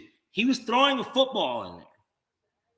And the spin on that ball was dangerous. He was bouncing a football. And look, we can all bounce a football. But he was bouncing it like a basketball and going between his legs. That's a talented motherfucker. Well, yeah, I'm just saying, there are more NBA niggas that could be in the NFL than there are NFL niggas that could be in the NBA. And you know that by playing against football playing motherfuckers that play basketball. Yeah, football niggas could play varsity basketball. Duh, we know that.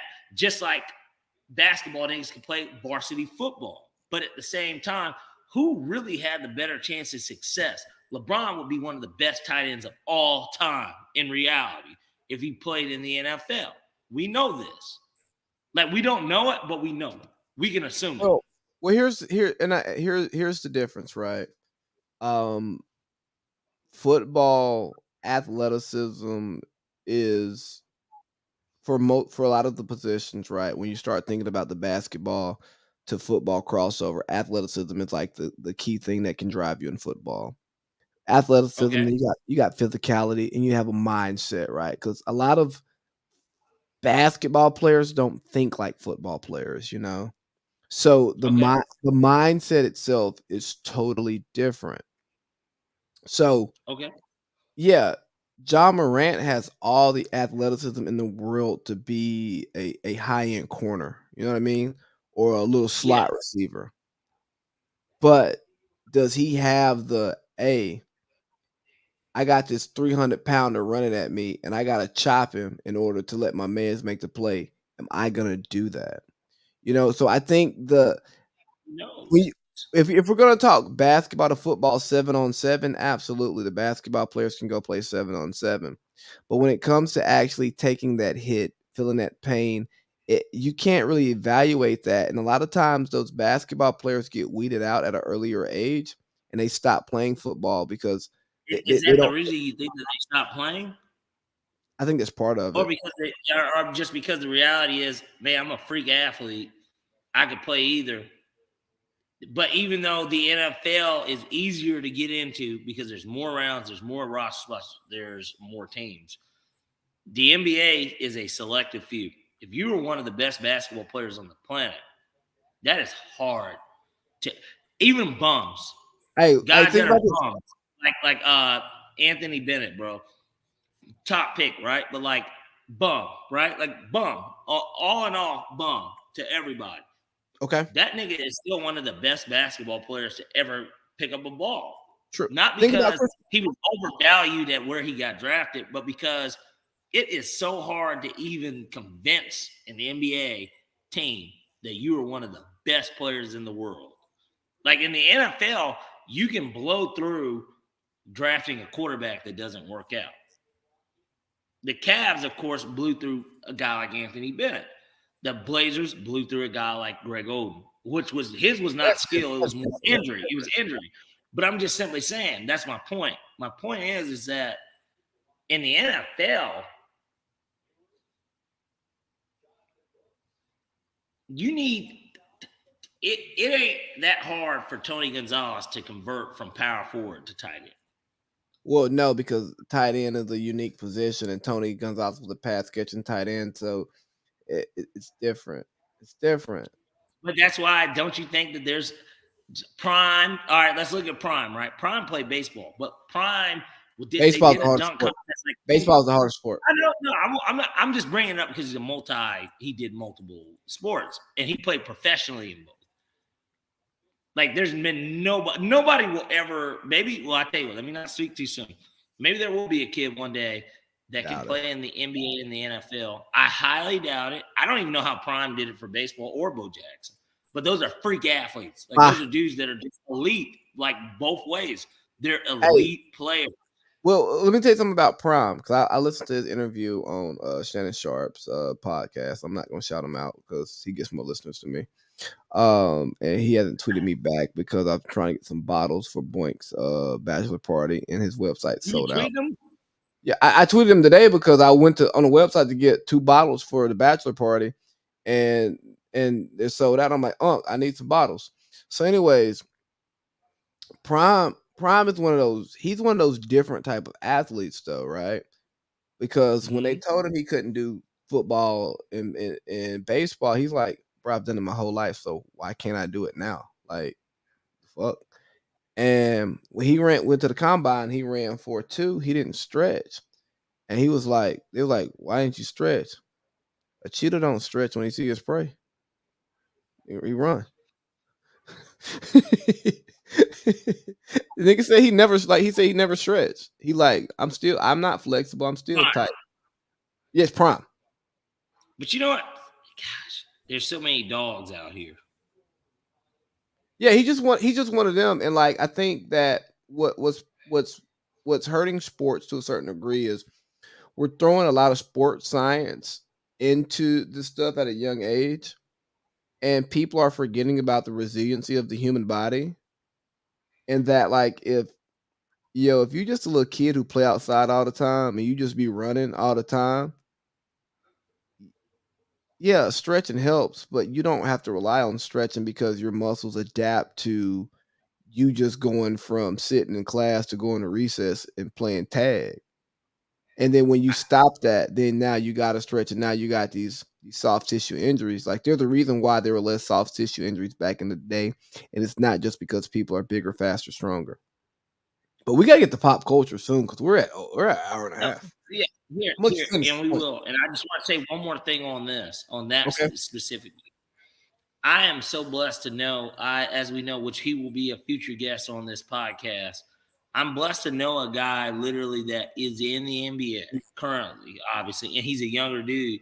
But like one of the things that I take away from knowing him, Colin Sexton, is that to see a dude like kind of do that shit, it's like it is different because especially if you saw it from the beginning and to see like the development of it. I just think that with the NBA, there's so much more that goes into playing basketball and becoming a player that not only just gets in the NBA, but of course, if you're able to get drafted and then to be drafted high, I just think that like you really got to be very good at basketball. I think that you can slide through and not be that good at football and then develop in college and become a great football player. That's why Josh Allen had no fucking offers, and he's from California. California, but Wyoming is who gets him in. He goes in there, and then NFL guys are like, man, he's big as fuck. He can run, and he's got a strong arm. The accuracy ain't there, but then again, look who he's throwing at. Where's his O-line? Who's his competition? There's so many different ways. I feel like it's very hard to pinpoint a great NBA player. That's why Christian Laettner might be the greatest college basketball player of all time. But in reality, college basketball doesn't translate to the NBA, just like same with college football. In reality, it does not translate. It does, but like certain positions do not translate, bro. Like the when you start talking about the translation, that's a totally different conversation because you got to talk about fit at the next level. Are you allowed to play the way? Are you allowed to play towards your strengths? Remember when Christian Laettner came to the Hawks, he averaged like 20 a game, and I want to say he made an All-Star game. You go, oh, he did. He was an All-Star. Jordan last year. He was on the team. You go, hold on. Yeah, he's not. It's in the document. Like, but he 32, was actually Laettner. He was nice given the opportunity to play his game his way, and too often it happens. NFL, NBA is that you're putting round holes and square pegs and round holes because coaches have big egos, general managers have egos about how they want to run their team. They go, I want this guy to be this way. Like we look at it in Atlanta when Jim Mora came to town and wanted Michael Vick to be a West Coast quarterback. Nah, bro, he is not a precision passer. Like we don't know. Now, Andy Reid. Hold on. Let me finish. Andy Reid's version of the West Coast offense that he runs worked very well for Michael Vick because he didn't just run a blanket West Coast offense. He goes, okay, here's what you're good at, and if obviously we know Andy Reid's one of the best play callers, play designers in NFL history. And he brought out like the best in Michael Vick in a similar system, but the way that Jim Mora was running it, it's like, nah, dog. With Michael Vick, it has to be more like what Russell Wilson did in Seattle. We're gonna run the ball, we're gonna allow him to make off-schedule plays, and then when it's time to run that play action shot play, that's what he's here for because this nigga got a boomstick. Right. So I think, and the same thing with basketball, man. It's all about scheme. It's all about fit and letting people do what they do. But hey, can we talk a little pop culture? We can. And let me just end it in the last segment here with this. It just with regards to the Michael Vick, just with the comment of the coach. At the end of the day, that's where GMs get fired. They get fired because of dumb shit like that. And that's why the player is powerful, and that's why when the Broncos decide to whoever it is that they hire, which of course, Dan Quinn's, which I'm almost certain that they offered Dan Quinn the job a year ago, but I don't think that Russ was signed before then. Russ has a relationship with Dan Quinn, and I'll leave it at that. Go ahead. Okay, so let's get to pop culture, man. So I'm on board here. I got 2022 because this is our year in review. Hey guys, we didn't talk about reviewing the year because that happened 11 months ago, and don't nobody remember all that shit. I'll be honest with you, but I say 2022 was the year of justice for Black women. And here's why I say that. Amber Heard, she lost her case against Johnny Depp, and in our community, we believe that if a white woman makes a complaint against anybody, she's going to be right no matter what. And guess what? Amber Heard lost. Step one for Black women. They can see that white women can be wrong in the court of law. Next, Brittany Griner came home. Yes, we traded a WNBA player for a Russian arms dealer. Yes, Russian, but he just so happened to be Russian. Yeah, a world-renowned arms dealer. We brought him, we freed him for a WNBA player. A league that we don't watch and we don't put much money or support behind. But it doesn't matter. We brought that black woman home. And lastly, Tory Lanez was convicted for possession of a unregistered concealed weapon, assault with a firearm, and then a negligent discharge of a firearm. So let's talk about Tory a little bit because we came on here and we pretty much said that Tory was innocent last time we talked about this. And here's what I want to say. After doing a bit more research and homework, I will say that Tory is guilty of what he was charged with. But we were talking about more specifically him shooting Megan Thee Stallion, and he didn't shoot Meg, like he's not found guilty of shooting Megan Thee Stallion, and I think that's why it's so important to frame things properly. Look at the charges. Look at what they actually mean, and then have a conversation. And we were so distracted having a conversation about did Meg shoot Tor or did Tor shoot Meg? Did Tor shoot Meg? Did Kelsey shoot Meg? Meanwhile, he wasn't on trial for shooting Meg. He was on trial for shooting a gun and assault with a firearm. It can be something as simple as me pulling my gun out and showing it to you, depending on who sees it and who says that. And then the gun not being registered, it being concealed in the state of California without a concealed carry permit. So, Okay. two things can be true. Tory can be guilty of those crimes, and he also didn't shoot Meg. So, we closed out the case, but we didn't get answers. But I feel like everybody got the answer that they wanted because at the end of the day, nobody was going to care what the court said. Everyone came in, not everyone, most people came in with their own belief, and they were just going to allow what happened to either validate or them to say, nah, the court got it fucked up.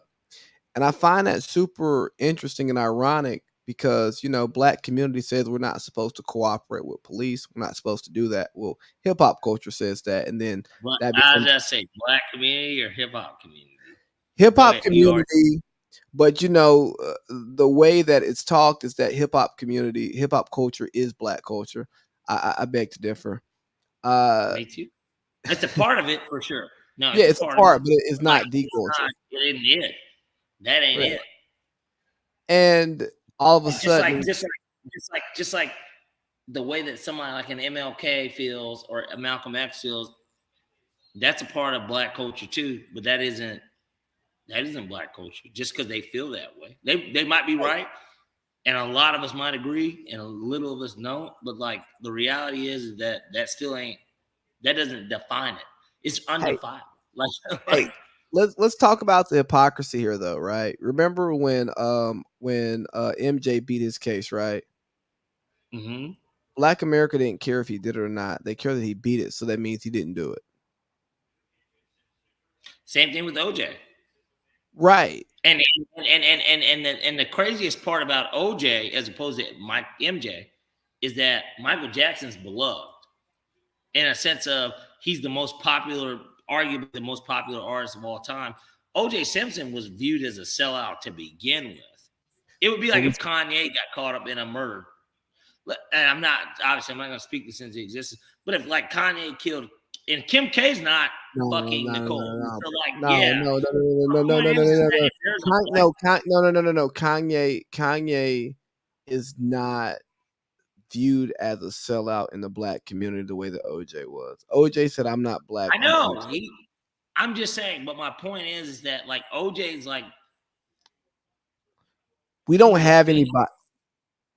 I don't think we have anybody who acts like they're above the book.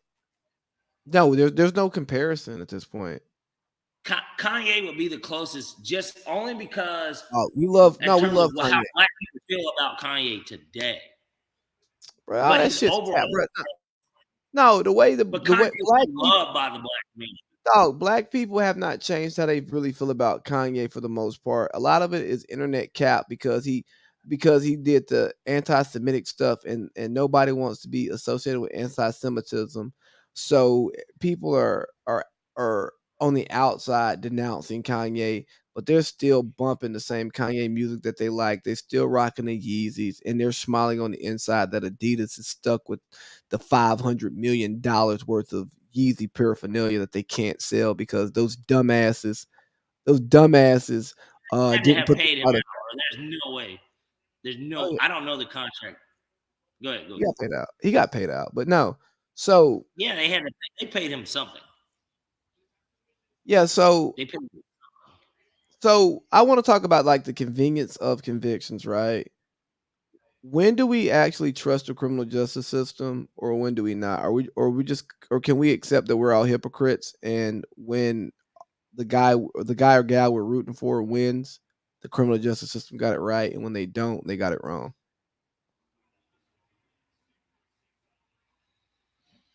I think, man, it's there's so many different ways to look at this stuff, and like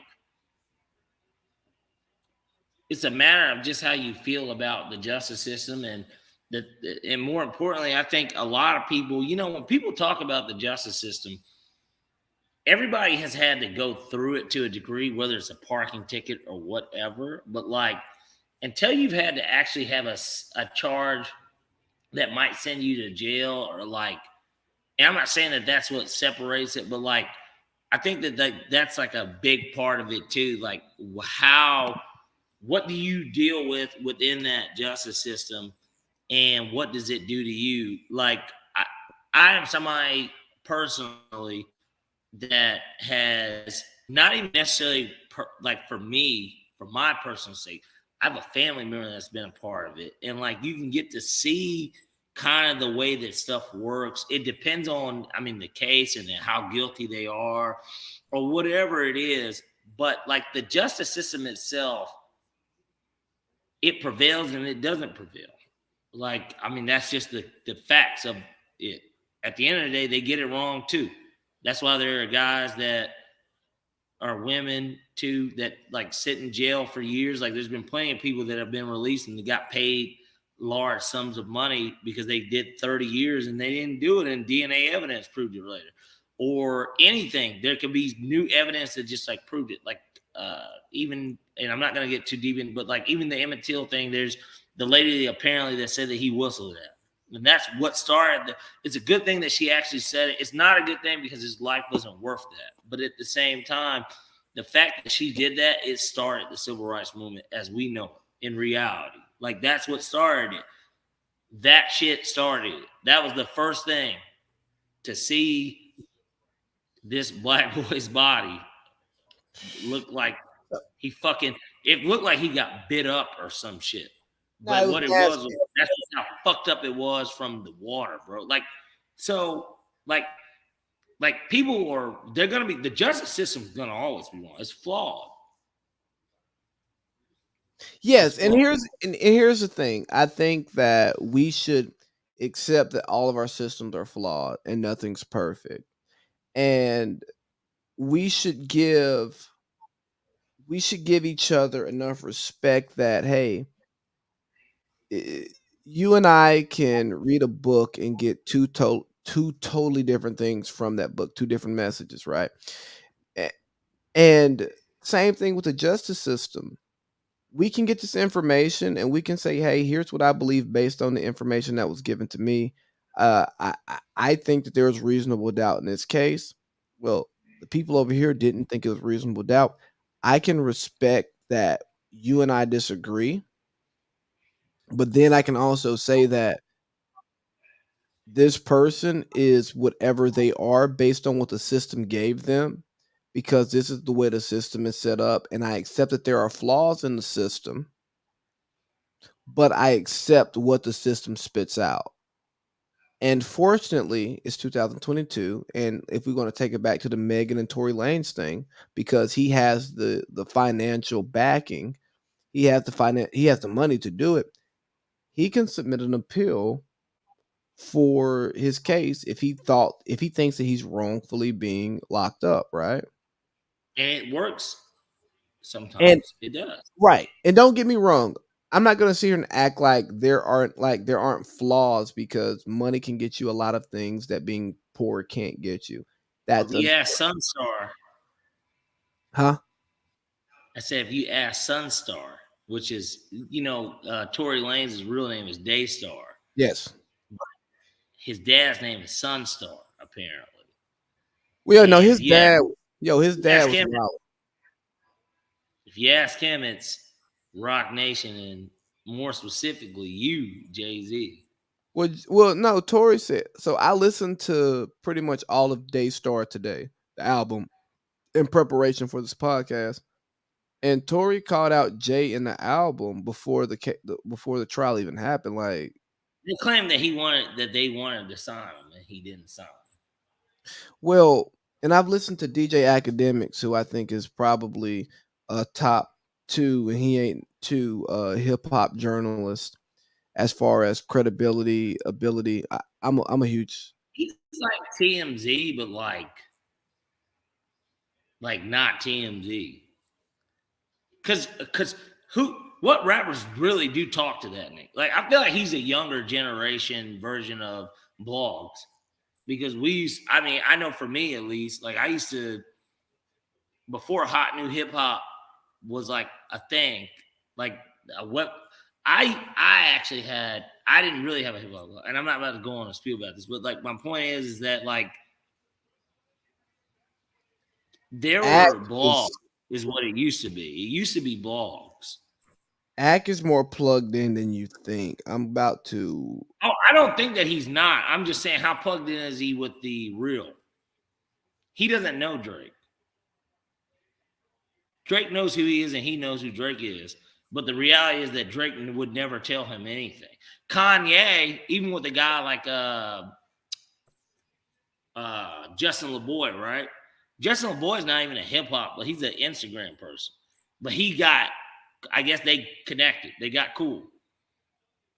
How many niggas are really connected? Like the Adam Schefters of hip hop. Like, is he really an Adam Schefter? Is my question. I think so. I think with the younger generation he is. But like with like overall, like that nigga don't know. Nas don't tell him nothing, bro. Like, it is not that Nas relevant. Not Nas. No. I do think, but like, there's no.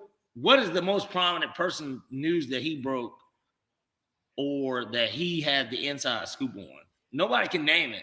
He's just known as this dude that sits up on Twitch, these platforms that we don't use, and we see it on IG or something. Like, nobody who really knows who he is for real, outside of that aspect of it. Spotify throw him a bag, and with that Spotify relationship, it opens. Thanks more to Joe Budden, by the way. In reality, yes, no, yes. But with that, I think that he's built up a big enough following that where what he says matters, even if he's saying some bullshit. So people who matter want to make sure that he's not misrepresenting their people. So he built up a big enough following to now be plugged in, if that makes sense. Like, he's plugged in because he may not talk to Drake, but I believe there are people from OVO that if he's talking about Drake and he says some wild shit, they're gonna be like, whoa. Nah, here's the truth. Here's what you need to know. Redacted. Here's what you're talking about. Say this so that they're not being misrepresented because he's become so influential. I don't even remember where I was going with this, but point being is that we all can deduce things for ourselves, and we all can be wrong. I think we need to accept that we can be wrong and the system can be wrong. And if you're not there, you'll never know unless you watch a video. And this and the Megan Tory thing, it was just unfortunate that, hey, y'all, I'm not gonna come in and beat Tory's face in like I told y'all I was going to. Sorry, black women, I was going to. the night it happened, but I was drunk and then I did some research, so I can't. It's that yo, he was yo. If I go when I come to your house next weekend, actually, I'll be there next weekend for the Tampa game. And then the next week after that, we will be in Tampa. How Yes, ironic. it's crazy. If I just let my pistol off in your parking lot, just empty the clip, right? Yeah. And then somebody else shoots somebody, and then that person who got shot says I shot them. Just happened to be around where you shot the pistol. Right, like, no, I'm saying, like, if it's we're all in the same, we're all right there together, and I get accused of shooting that person. I'm like, nah, bro, I ain't shoot, dog. Yes, you did. I saw you with the gun and you were shooting, bro. I was shooting in the air, but then like Right. I get charged for recklessly discharging a weapon. I can be guilty of that, but I didn't shoot. I didn't shoot you. I was just recklessly shooting a gun. I broke that law. But when there's no attempted murder, and then when Kelsey's asked certain questions and she pleads the fifth, you go, ah. So I don't know, man. I just seen like the tribalism of black people like through this, and I think it's really sad. And like I sent this post to the group. I don't know if you saw it, Parlay Pete, but this this sucker, uh he uh he put this out. Brothers, let Tory Lanez, Andrew Tate, and Kevin Samuel serve as lessons. You know how utterly foul you have to be in if this many people rejoice your arrest, incarceration, or death. These are not the men to pattern your lives after. This is not what you want.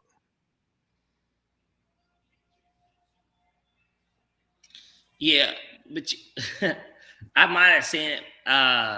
What you sent it within the last day? Yeah, I sent it. You were on the phone with Justice when I sent it. Oh, that might be why I didn't see it. Hold on.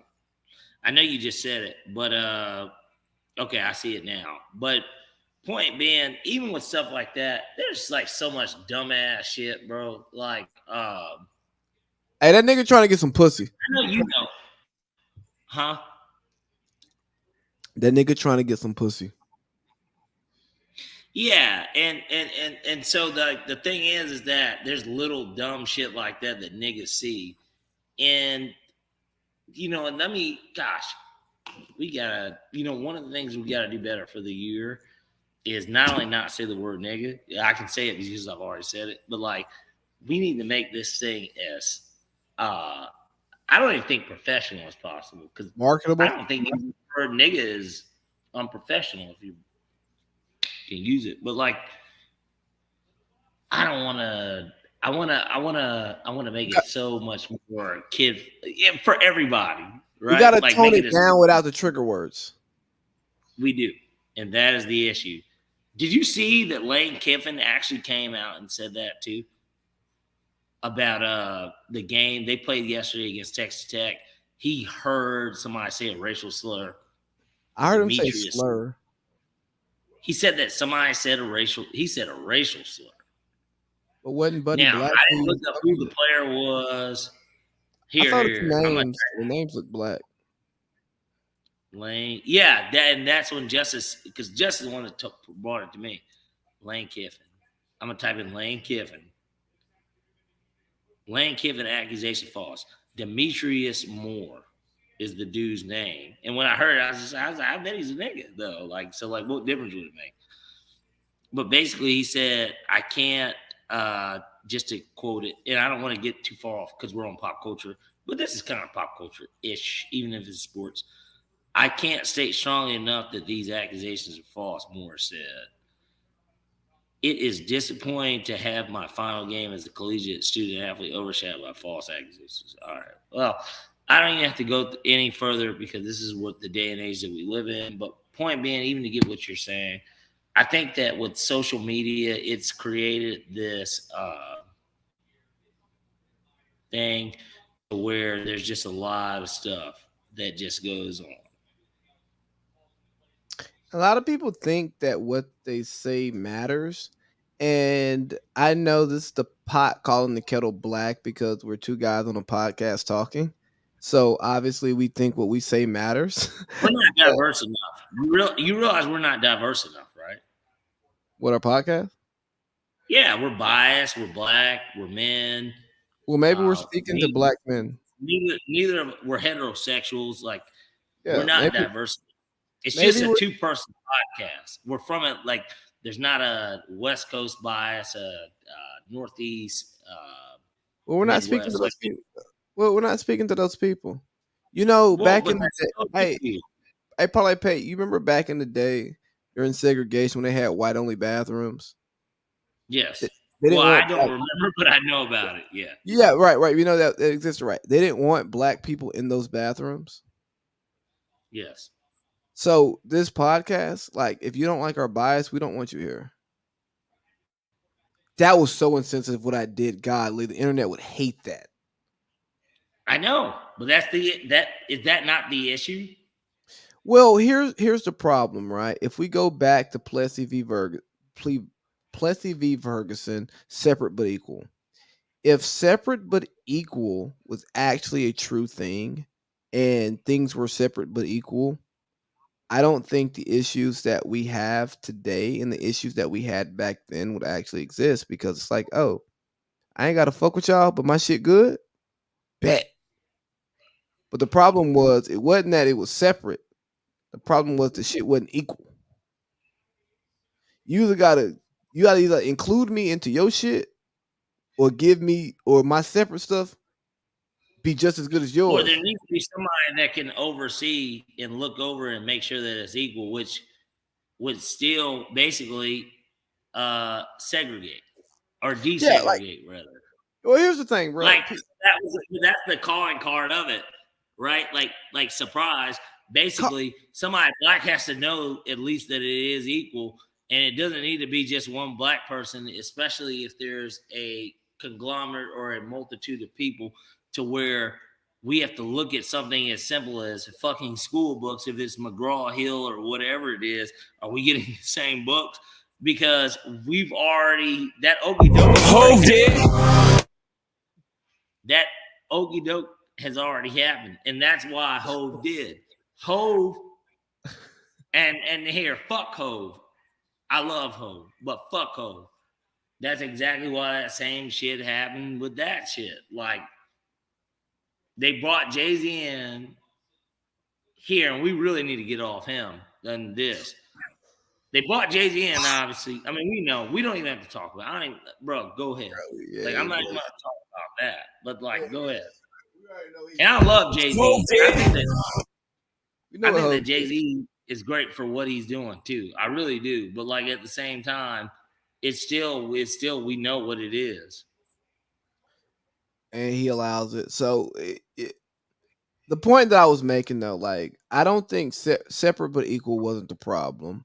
I think that it was separate and it wasn't equal was the problem. And if there was actually equality, I think that segregation. I don't think black people specifically or any other minority, women, whoever the case may be, who were affected by segregation or any form of segregation. I don't think those groups would be bothered if it was equal.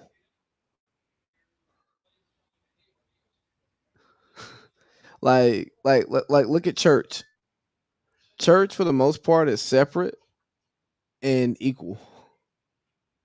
So people ain't complaining about segregation in church because oh no, I'm getting what I need out of this place. It's fine. I'm not lacking. We went to HBCUs, which again they are inclusive, but we feel like we got an equal education. So we ain't saying, "Oh man, I went to Morehouse and I couldn't." But you know why anyone would think that they did get the equal education? Not because it's accredited or whatever, but more so, yeah, and what you've seen previously from the result of those that attended the same school.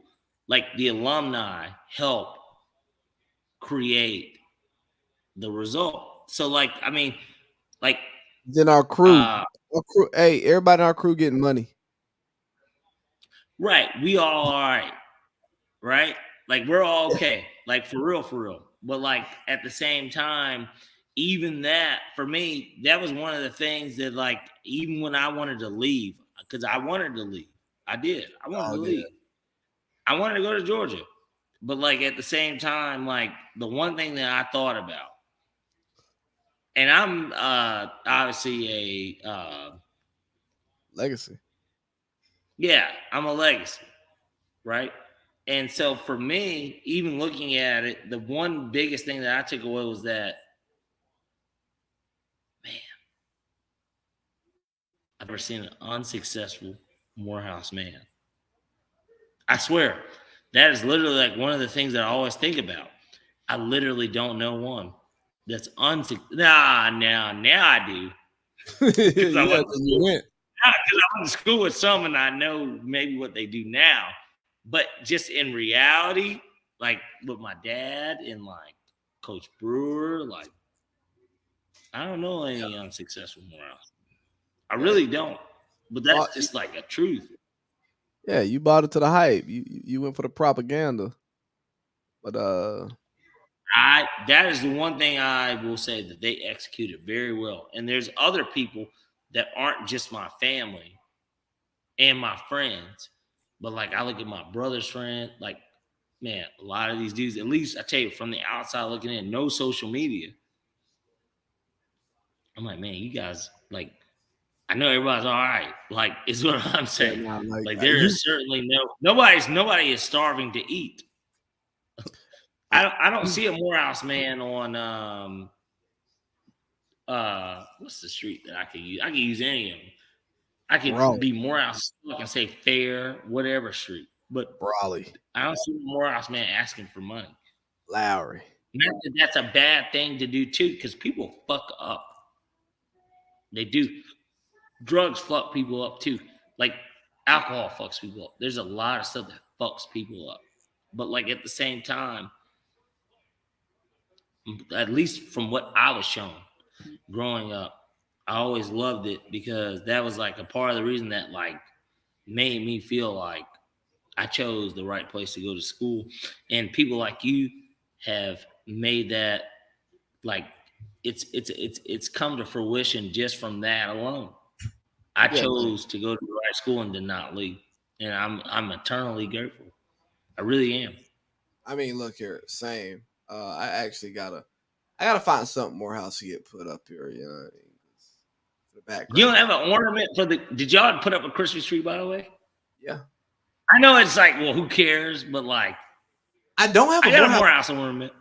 I should get one. I don't have one. No, but like I did the Christmas tree. Like That's a perfect like little like I went to Morehouse and there's a Morehouse one. Like it's so small and it doesn't cost nothing, right? But like that's like the like a little thing for me. Like now I don't have a Christmas tree at my house because I wasn't even here. But like at my dad's house, for instance, we got Morehouse ornament. Like, but it's a big part of our family. You know what I mean? Like we're talking about a bunch of men yeah. that and all of us went there. Even if we didn't all graduate, we all went there. So You it's ready? like a big part. Yeah, you ready to close this out with a little bit of football? I am. All right, so let's see. We got 47 minutes. Let's see if we can close out in 47. We will. What do you want to start with for football I'm gonna purposes? start with concussion protocol because I think as much as the NFL talks about player safety, Derwin James gets tossed for knocking another player's head off, but somehow Tua Tagovailoa has received 2 concussions in games, and they haven't been detected while he was on the field. Uh, what are the spotters doing? What are the spotters doing? Like your job is to watch for concussion like symptoms. So to me, if you're watching for concussion like symptoms, you're watching for head to head hits, you're watching for players' heads hitting the ground hard. And Tua had the Bills game where they missed it. And then on Thursday Night Football, he was out there like throwing up crip because Gang he hit signs. his head. And then we have this Packers game where his head obviously gets banged down. Did you see that, by the way, live? I did not. I was in New York. Like, I was moving around. I was watching the game, but I wasn't. I watched like the whole first half. I was sitting at a dinner Kind. table. I was sitting at a dinner table and the TV wasn't in that area. So So I didn't see it live, and there's like little stuff that I feel like if you see it live, you'll like recognize. Which obviously people on Twitter and all these other things, they caught it too. Like they saw it. I had no idea. Now, and a lot of people wanted to blame his second half play on it as well, which certainly could have went to it. have you been concussed before? Not that I know of. Just like even with having COVID, like not that I know of. Like, you know what I mean? Like, Bro, it's one of those. But this is my point too. Like a coach, maybe like Mike McDaniel, like he's been around football long enough. And your quarterback, you're talking to him. Like he talks to him, not the right guard. He talks to the quarterback. I know he does. Did he not look at him and be like, "Man, you seem a little off"? No, it's football culture. There's just little stuff that goes with that. It's football culture. In football culture, we don't really care. Put some dirt on it and fucking let's just go. Yes, that's football culture.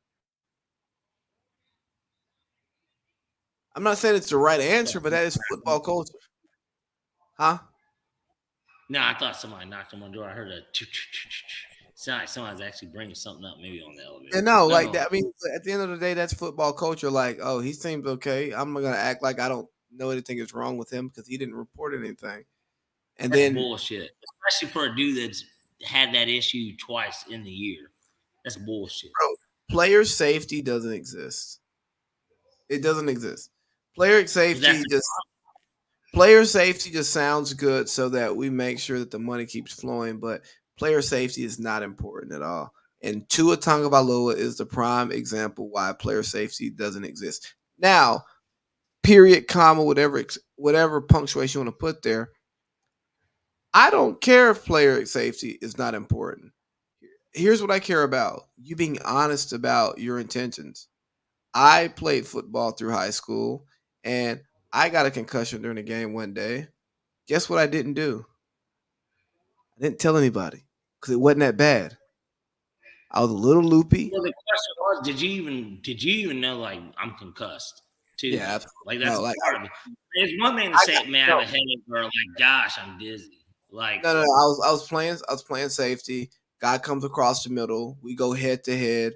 I feel my head do this right here. I come to the sideline. I'm loopy, and I fucking puke. And my coach didn't see me puke. My principal's on the sideline. He saw. He used to be a football coach. He goes. But my mom worked in my school, so like I had known my principal for like 10 plus years, bro. So like he goes, "You okay?" I'm like, "Yeah, I'm good." Like my stomach just hurt. You know what I'm saying? Like I said some shit like that. He's like that nigga was calling the ambulance. He's like something wrong. No, he was like, "All right, bet." So I went back out there and I kept playing, and I played like. Because that is football culture. And I'm not saying what I did was responsible by no means. I got a friend who was down to his last concussion going into high school. Like, hey, if you get one more concussion, you can't play football anymore. He played football. He played high school football for 4 years. He got a concussion in a wrestling tournament when we were in 8th grade. Got slammed too hard on the mat on like a Saturday. He came back and wrestled again on like Thursday. Now that was irresponsible by the coaches, but this was 05. Yeah. You know what I'm saying? It's almost 20 years ago, and we looked at concussions differently. It was almost like a badge of honor. Oh, you got a concussion and you fought. That concussion movie didn't come out too long after. Like, yes, they're looked at differently. I think that just in general, the care of a human being in general is looked at differently today. In the sense of now, obviously, that's a physical thing. right? But like at the same time, then there's the emotional and mental state of a person that everybody looks at so differently today, to the point at where you don't even know if you're right about feeling a way on your own judgment because of the way that the world wants you to make feel about a judgment, unless it's their own person saying that judgment. And it's just like, it's the same thing though. Like, just it's ridiculous, not ridiculous, because I think that that's why a lot of bad things have happened previously, because there haven't been enough care. I'm not saying Columbine or something like that happened because the parents didn't care enough, or friends, or like nobody put out enough messages to be like, man, they don't seem that well. But at the same time, everybody does what they do for what they do. And in those situations, in that specific situation, obviously it's, suicide killings at a high school. But like, just in general, I feel like that is like why emphasis puts on gets put on the way that people feel about certain stuff, because that is just the way that everybody wants to do it. And that brings me kind of to something that we did talk about in the pre-production Okay. about just in general, the way that people feel about things. And the one thing that I noticed last night while I was getting ready to go to Dallas this morning was the gay slash LGBTQ community. And like, one of the things that I kind of took away from it, and I hate to give a shout out to a page and kind of what inspired this thought, like in general, but just watching it, like I kind of really was like, this is really what this kind of is from my perspective. I'm not right. This is not Adam's view. This is just what I kind of took away from it. It wasn't just that. I mean, I've experienced it, of course, my whole life. But like, the thing is that I looked at it and I saved it specifically for this podcast. But basically, I'm going to read off what I wrote last night. No drunk. It's not a drunk thought. Nothing like that. Just in general, just kind of what I noticed. I said, I think I know. I said, I think I now know what the biggest issue, and issue might have been the wrong word, but that's how I wrote it, with the gay or LGBTQ community is. Maybe it is a society as a whole issue when any time of issues arises amongst all groups that consider themselves a part of a group or community. Most people don't think they're wrong about anything, like at all. Certainly from a media standpoint and slash or social media standpoint, that particular opinion not only matters, but it isn't even an opinion, but simply fact. And the reason I say this is because when I look at kind of the way that the media works, I'm no conspiracy theorist or nothing like that, but just looking at certain stuff, when I really think about it, it's like, this is really something you shouldn't touch or talk about or if you're not like praising it, you probably don't want to be associated with it to begin with, like at all. And I don't need anyone white to praise black people for them to consider them an ally. And I'm not saying that gay people need somebody to praise gay rights in order for them to be an ally for that group or community. But at the same time, there are little things that I'm just like noticing to where I'm like, yo, they're like, you can't even be wrong in this certain circle. Like, it's really hard to be considered wrong. Hey, Like, you it's remember? really Have you wrong. seen? Have you seen Little Giants? Yeah, of course. You remember when Spike? You remember when Spike's dad's holding him back and he's trying to just run out there and wreck shit. Yeah, That's how I yeah. feel right. That's how I feel right now, right? I feel like Spike, because what you're saying is absolutely right. And here's what is I think is going to damn American society. We've gotten to a place that we are treating subjective information as if it's objective information, right? Okay. We've had societal standards for centuries, for decades, for generations, and how we view things. And And they've all changed even within it from the start. Like from the start, it's always evolved, right? But like, right, and right. I'm And not all here, but I'm just saying it's always evolved at least. But this evolution has been, would you say, more drastic than others? I will Like say, immediate. yes, I will say that the the the consequences of not being on board have been more drastic. And I'm not saying that these consequences are the wrong consequences, okay?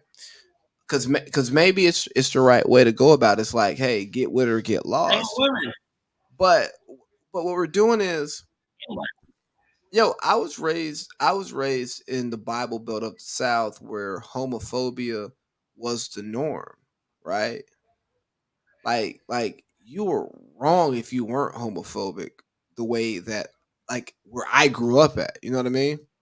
So, but for one, I'm not homophobic. Okay, guys, let me just put that out there. I know I shouldn't have to say that, but like in 2022, you gotta say No, that. you have to. But when somebody who comes from where I come from, granted, I was exposed to gay people, gay stuff, not gay stuff that I did, but just gay people and like their gay lifestyles throughout my life to be like, all right, yeah, you cool. We just into different sex partners. So I don't care. Like this don't bother me. But Like I was they taught never I was had to do that to you, though.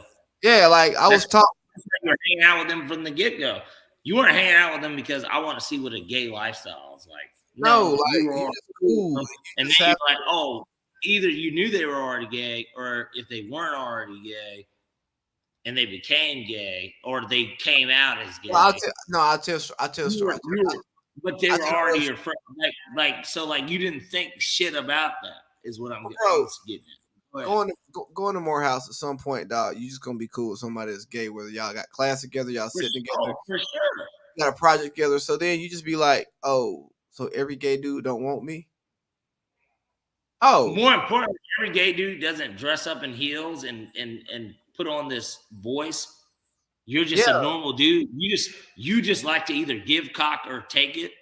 And yeah, but you're like a dude. yeah, What man?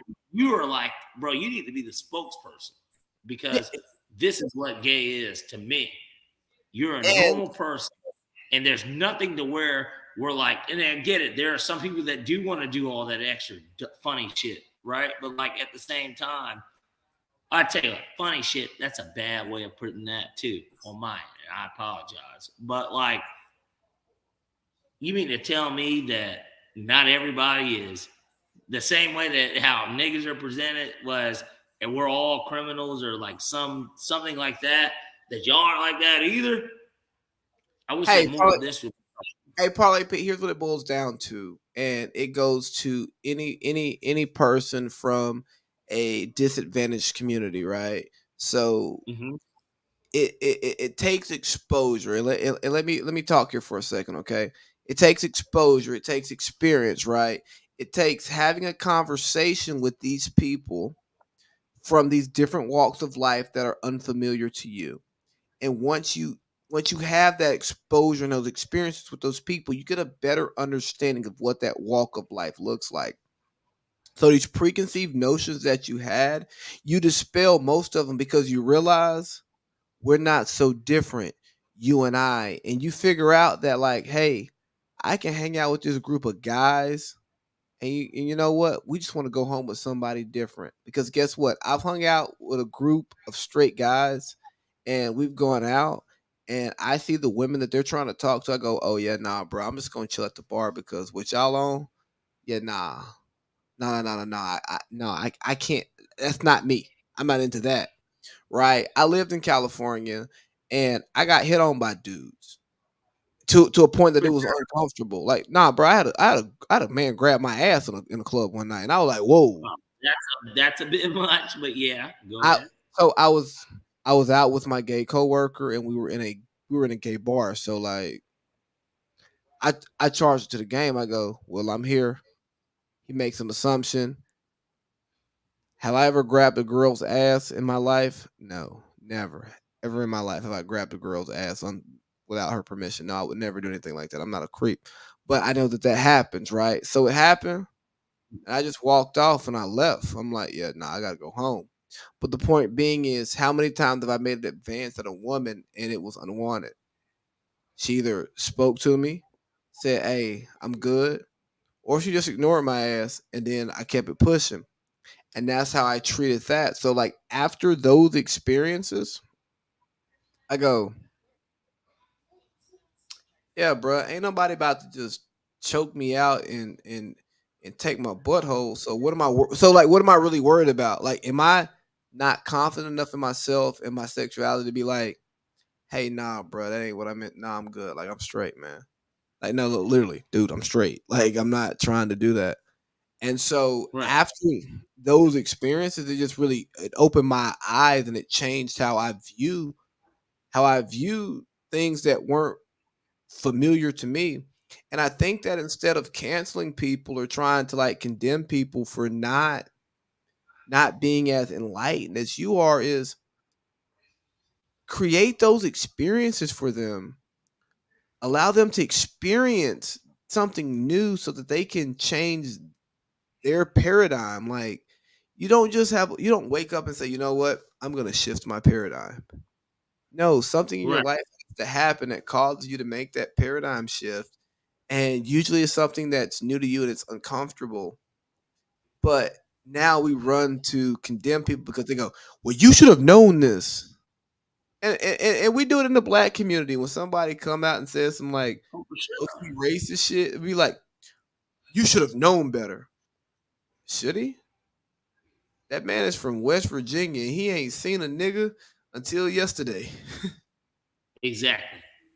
And the thing is that it's impossible for all of us to be empathetic and to understand each other because we don't come from the same walks of life. But the one thing that we always should always understand, and this is one thing that seriously, for me at least, like personally, I've always lived by, and one of the things that I love about parents is that at the end of the day, this might be the most important thing for my life. And I hope this spread to my daughter and my family, like any other children. Is just in reality, this is what makes us us. It makes us us. That's what makes us different. It makes us different by not agreeing. It makes us like this is what makes us who we are. And a lot of people don't sameness, some people will have theories about how everybody should agree, like, or whatever, but that's what makes us so perfect. But that's what makes, even in our friend group, right? We politically may not agree, or sports takes, we certainly don't agree. But, like, at the same time, what makes us such good friends is that, one, we value and respect each other, regardless of how we feel. As much as we disagree about how we feel, we respect each other. Yeah, Lib And Josh. there's a lot of respect that's always left out on the table, to where that is how our society has gotten the way that it's gotten because of that. And social media perpetuates a certain type of way of whatever it is, to where respect gets thrown out the door, because that's an open flyer to talk the way that you want to talk to somebody, and like do things the way that you want to do them. Well, And it's okay, because if that's the way you feel, that's the way you feel. But, like, to act like the other person doesn't exist or they're invalid because of it is an issue. Well, think about our group when somebody does get out of line, and like me and Josh, I'm comfortable talking about this on the podcast. Me and Josh have talked about it like in person through text on the phone. And you and JP too, you said once. One time Well, yeah, something was yeah, yeah. said.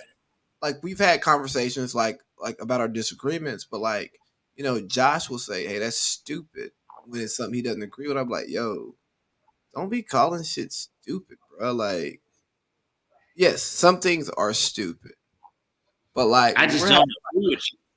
yeah, like when we're having a debate in the group, don't tell somebody what they're saying is stupid because for one, they're gonna get defensive, and they're not gonna.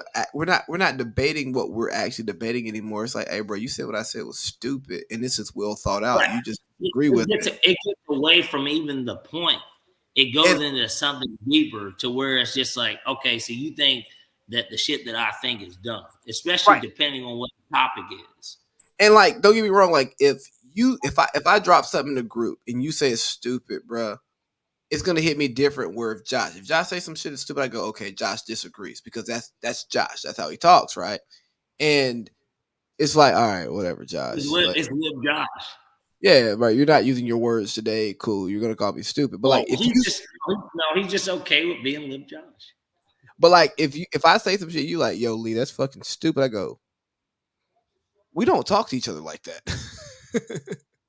Like we disagree, but like in text, it has to be like a sports take for it to be like, hey, that's stupid. And it's like, yeah, it's sports, whatever. Like if we're talking Yeah, society, but even that's huh? got to be taken to a degree of where there's something when somebody says something ridiculous and we can all be like, oh, that is like the worst take ever. Right. Like But then they like everybody in our group specifically continues to try to bring up the fact that now you did say that the Chiefs were going to have a winning record.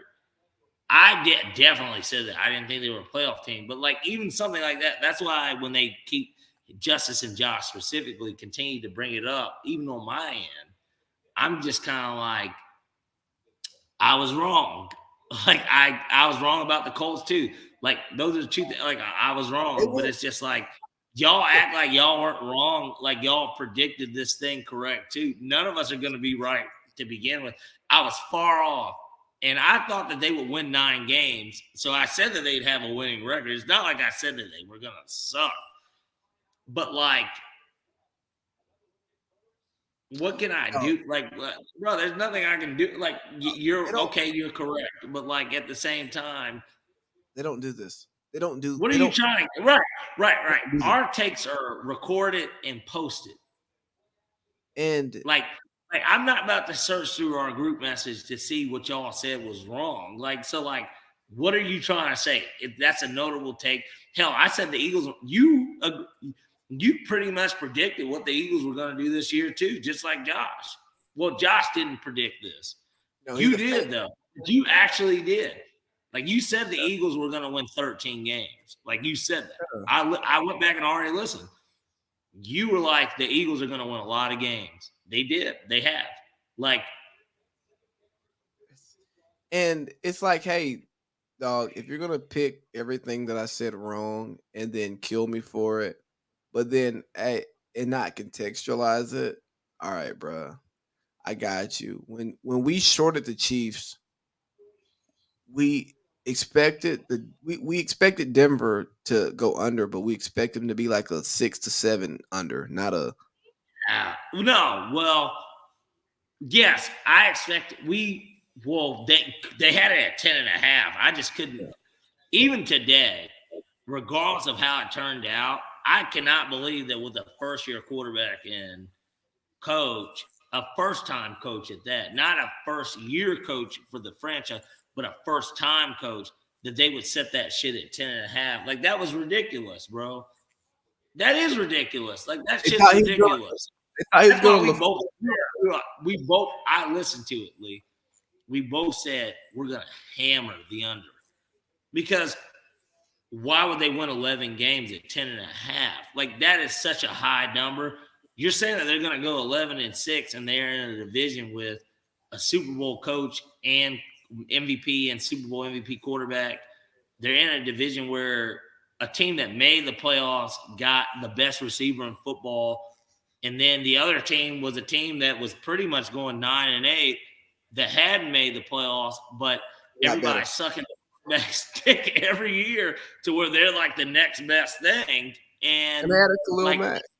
we both agreed that they would go in last place because it's just like, well, somebody's going to finish last and it's going to be them. and they were. But I think we both thought that they would win about 7 games. And I think honestly, 7 and maybe even 8-9 is maybe what we thought would happen. yeah, and honestly, the Chiefs took the step back that I expected. It looks differently, but I expected them to take a step back. They just won more games with that step back, and sometimes, and sometimes I think that like, yes, the score is the most important thing, no matter what. But when we're looking at a season holistically, and you start like looking at the game and how the game was won or how the game was lost, it goes, my take was right, but they still won the game. Right. I didn't know Derek Carr was going to throw three of them today. Well, I didn't know that the defense was going to actually be better than what they were, considering they lost their best defensive player. Right. You know what I mean? It's just stuff like that. But hey, let's talk a quick college football and let's get to these picks. So we got the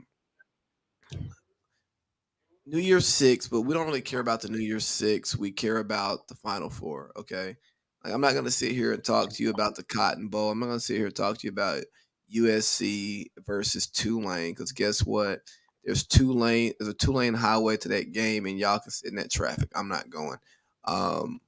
We care about Georgia getting shafted by the committee, and Mr. Russo by giving us Ohio State. Yeah, we got shafted. How are we the number 1 seed playing against? Well, how is Ohio State number 2 all year, and then somehow they play the number 1 team? Right. TCU should have been the 4, but that's just my But opinion. they didn't want to But make. I get it. You don't want to see a rematch of Ohio State, Michigan after they just beat them. Like, I get it. Not in the semifinal. They won it in the final. So hold on. Where is it at? Because you're either going to get one or the other, or maybe we get a TCU Georgia. We don't know. Hey, let's play this real quick. I gotta play this. For the show. Play it. I'm going to grab my charger.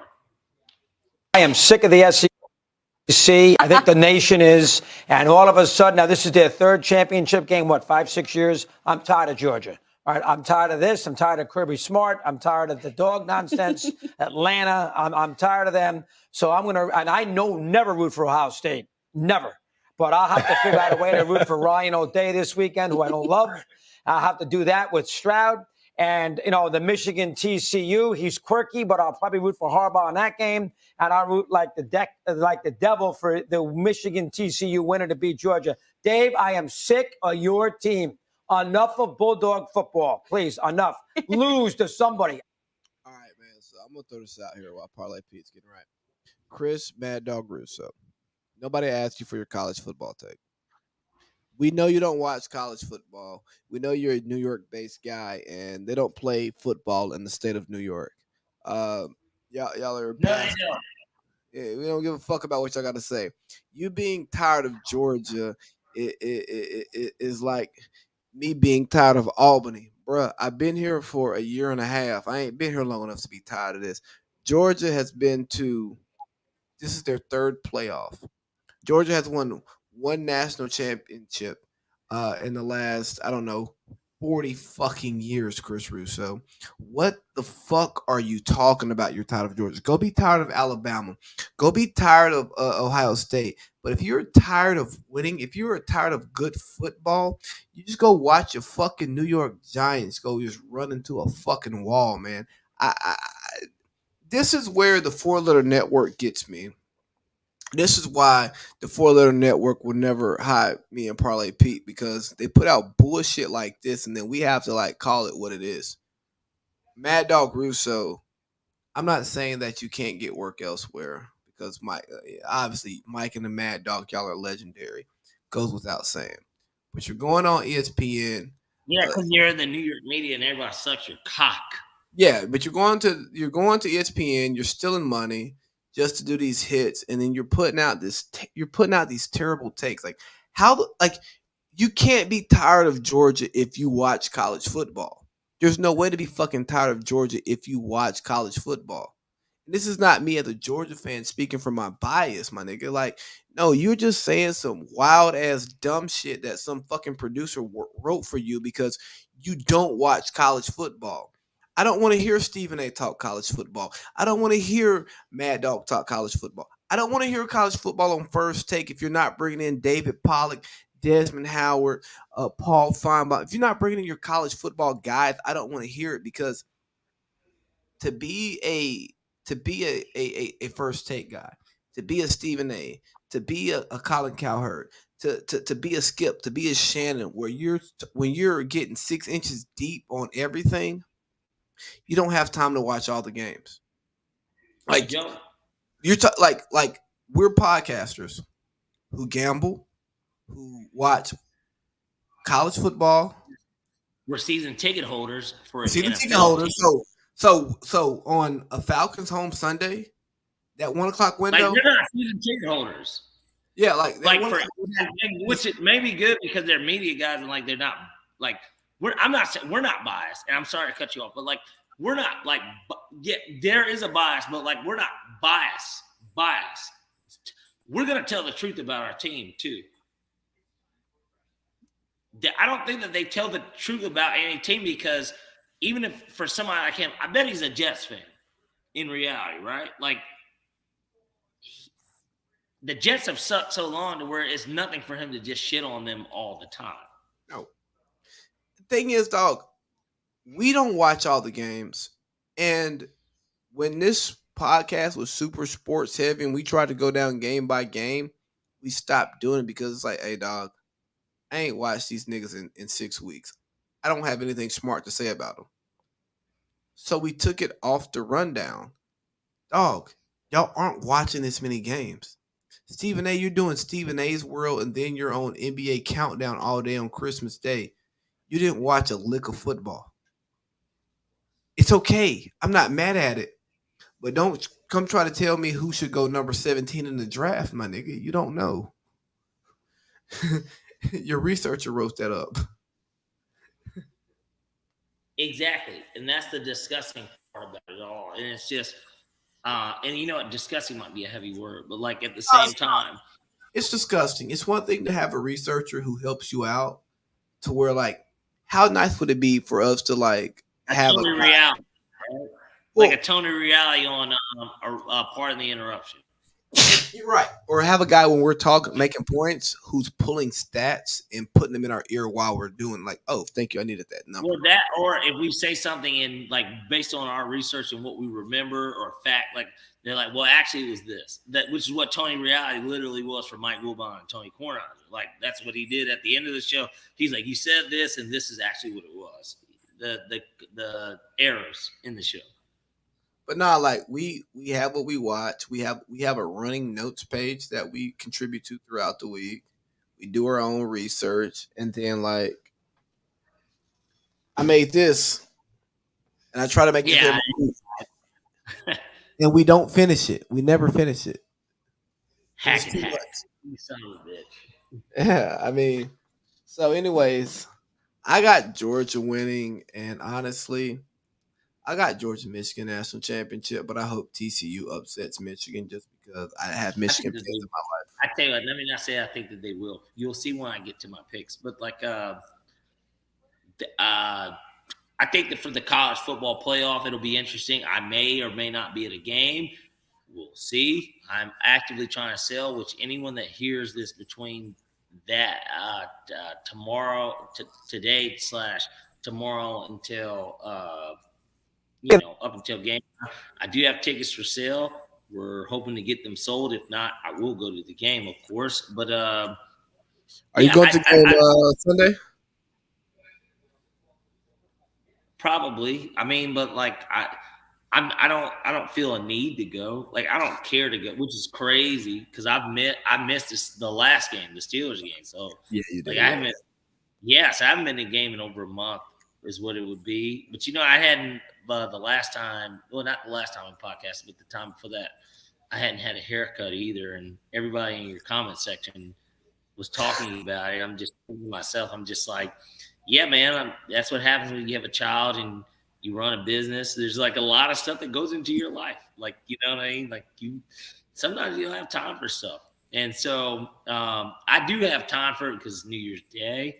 But aside from that, I don't feel the need to go to the game. I'd rather give it to a business partner or just somebody, an employee or somebody that honestly, I might just do that, to be completely honest with you. But we'll see. That's fair. I'm going to the warehouse. We'll see. I gave my cousin my tickets for his birthday. His birthday is the 2nd. I was like, yeah, take your girlfriend, man. Did I meet cousin? Yeah, he was the one who was at Hooters with us last year. The younger one, though. The Yeah, younger cousin. yeah. Okay. Yeah, my young nigga. So, yeah, I'm gonna see you like 2 weekends in a row. We got fucking Tom Brady's last game in as a Buccaneer. We're not missing that game, and then we're gonna turn right around and we're gonna go do Boink's bachelor party. Cannot wait for that. I can't either. I sent a club to the group. I'm gonna go ahead and reach out and just book that for Saturday night as our club. I went. Okay, I saw the club you said because you've been to. I haven't been to Tampa, I've but been I to know that. a certain kind of club to go to as well. Well, yeah. I found something to stay up until 6, so we'll be fine. Okay. Oh yeah, and I already talked to Boink and Josh about, hey, you're not gonna keep us in the fucking casino all night Friday. We will leave your ass. We're not going to the casino all night. I'm just letting you know. I'm gonna bring, for something like that. For that, I might bring 500. I didn't even. There's a casino for Nico's, and I didn't. Like I fell asleep, so like I didn't even go to the casino out there. So I have it on my phone at the end of the day. Yeah. But yeah, I play craps and stuff. But I would hope that y'all would want to join me and we play together. Like, I mean, it's camaraderie weekend. I'm going to the sports book. I'll throw a little something and then I'll pick it up. Do they have books in Florida though? They do now. Well, I know. Well, yeah, I guess because Ridley was doing it, right? Yeah. But yes, no. And I'm calling the steakhouse tomorrow to see if they got a I'm gonna call Burns tomorrow, see if we can get the private room. They got a private room for 10. And if 11 shows up, we're gonna thug it. But it's looking like I think I got 8 confirmed. We'll talk off. We'll talk off mic when we get done. I was gonna say let's briefly talk about it once we get off. Yeah. I'm gonna send you to the picks, and I'm gonna go tinkle. You're doing college this week, right? Both. Yeah, of course. We've got now this is the biggest thing. Of course, you need to post it tomorrow. So well, yeah, I'm off tomorrow. I'm off, so it'll get posted in the morning. Okay, perfect. Come on, bring me in, Lee. You know, it's like let's hear Parlay Pete. Parlay Pete's piping hot 6-pack. Hey, and obviously with this being the 2022 year, with this being the final one of the year, it's a pretty special one. Well, I know that we'll do maybe, it won't be a 6-pack once the national championship comes around, but this is the last college football 6-pack of the year. It's been a hell of a ride. Excited to be here. We're going to go ahead and we'll start with a game that's going to be played on the 2nd, which, like I said, by the time we do our first show of the new year, all these games will have been played. So we'll start off with Mississippi State at Illinois. This one I don't really have to explain for why I'm going Mississippi State money line, but we're going to go Mississippi State money line. Mike Leach died, as anyone that follows sports knows, the architect of the air raid offense and the coach at Mississippi State. The game's in Tampa. Apparently, he's a pirate enthusiast. Of course, they got the ship there in Tampa at Raymond James. And I just don't see how you don't pick Mississippi State on the money line. Plus, they were pretty good this year, and they're ranked going into this matchup against Illinois. So take Mississippi State money line. Next game, we got Iowa at Kentucky. Honestly, I was conflicted here just because I don't know or didn't know whether or not Will Levis was playing. Obviously, some people believe that he's a top 10 quarterback. I hope the Falcons don't fucking pick him. But if they do, I guess I have to live with it, right? I didn't want Matt Ryan to be our quarterback, and that turned out pretty well. But regardless, I don't want him to be our quarterback. But I do believe that they're going to win whether he plays or not plays because I think the SEC is superior. So Kentucky money line. Next, we got Kansas State at Alabama. We're just going to go the simple route with this one. Alabama money line. They already said that Bryce Young and Will Anderson were playing, so Alabama money. Enough said. Next, we're going to get into the college football playoff games, and this is what everybody, of course, is waiting for. We'll start first game, TCU at Michigan. I'm going to take TCU plus 7.5. I low-key think that they can win the game, but more importantly, a touchdown is really heavy for a team that outside of the last game that they played against a good team that Alabama's going to beat. I think the game's going to be close, and so 7.5 is pretty big considering Michigan's not dominant. So give me TCU plus 7.5. Next, we're going to get to the Georgia game. We're going to double dip on this one. I'm taking Georgia -7. I'm not even going to buy the half a point. I do believe that they'll win by more than a touchdown. I think that and I think that Georgia's going to end up winning the national championship again and join the elite group of teams that have went back-to-back. Next, we got Ohio. Ohio State at Georgia, the over-under is the second part of it. I'm taking under 62.5. I really don't see how the points are going to be scored. I can see a 34-24 type of game in Georgia's favor. Lee, I know you're here. Yeah, I'm here. Just go ahead and run through them just real quick so I can write it down. One more time. Okay, hold on. Hold on. Okay, so we started off with Mississippi State at Illinois. RIP to Mike Leach and shout outs to the Bulldogs. We're taking Mississippi State money line there.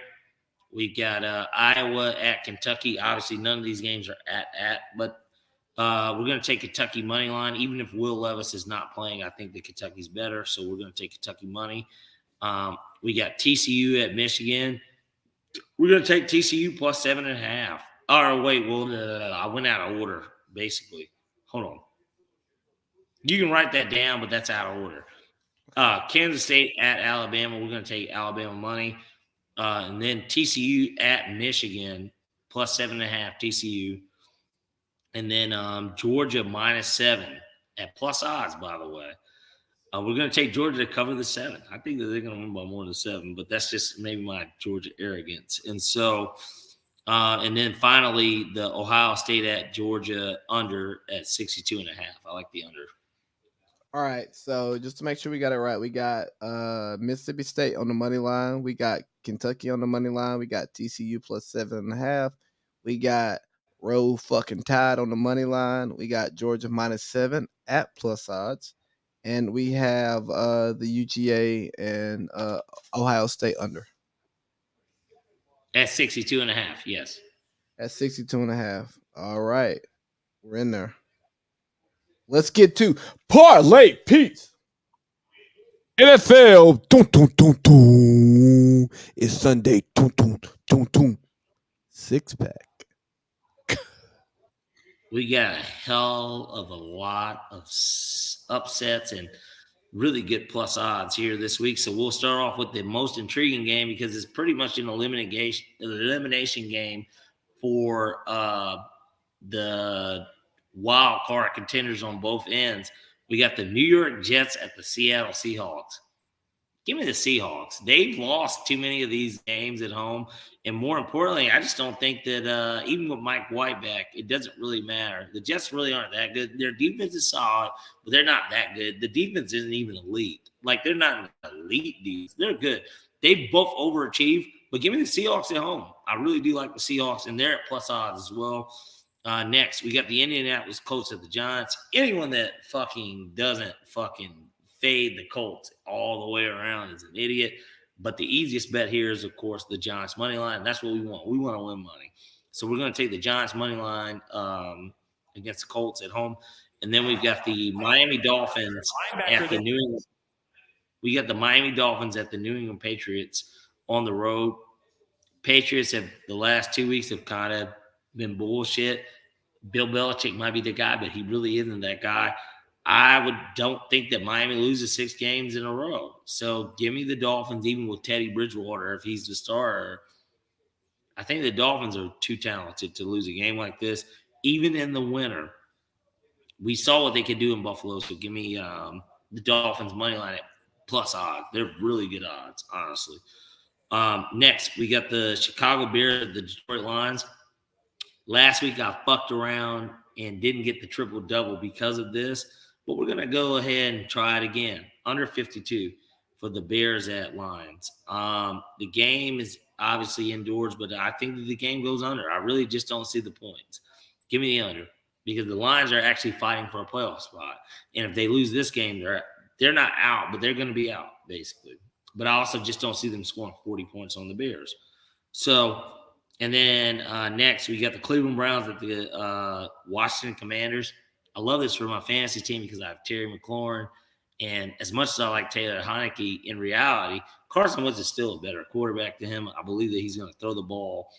And because he's going to throw the ball, Terry McLaurin is going to get yards. And I think because Terry McLaurin gets yards, I'm going to roll with the Cleveland Browns. Give me the Cleveland Browns on the money line. I think Washington's okay and solid, but I think that with Deshaun Watson, that he'll finally actually have his best game of the year. And finally, the game that everybody's been waiting for. No, it's not the Arizona Cardinals and the Falcons. It's the Carolina Panthers at the Tampa Bay Buccaneers. Tampa wins, they win the division. Carolina wins, they're in control of their own destiny, and they get to play the Saints next week. Give me the Carolina Panthers on the money line. Enough said. All right, so we got Seahawks on the money line. Okay. Giants on the money line. Yep. Dolphins on the money line. Yep. Bears and Lions under 52. Okay. Browns on the money line. Yep. After I set it up to take the fucking Commanders, too. I changed that mid. I definitely had the Commanders on here, but go ahead. Oh, wow. Panthers on the money line. Yeah. Parlay Pete, you like it.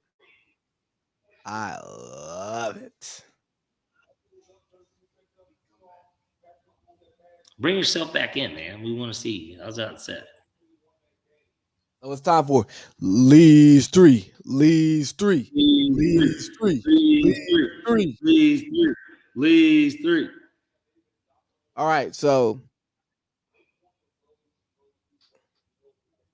feeling frisky.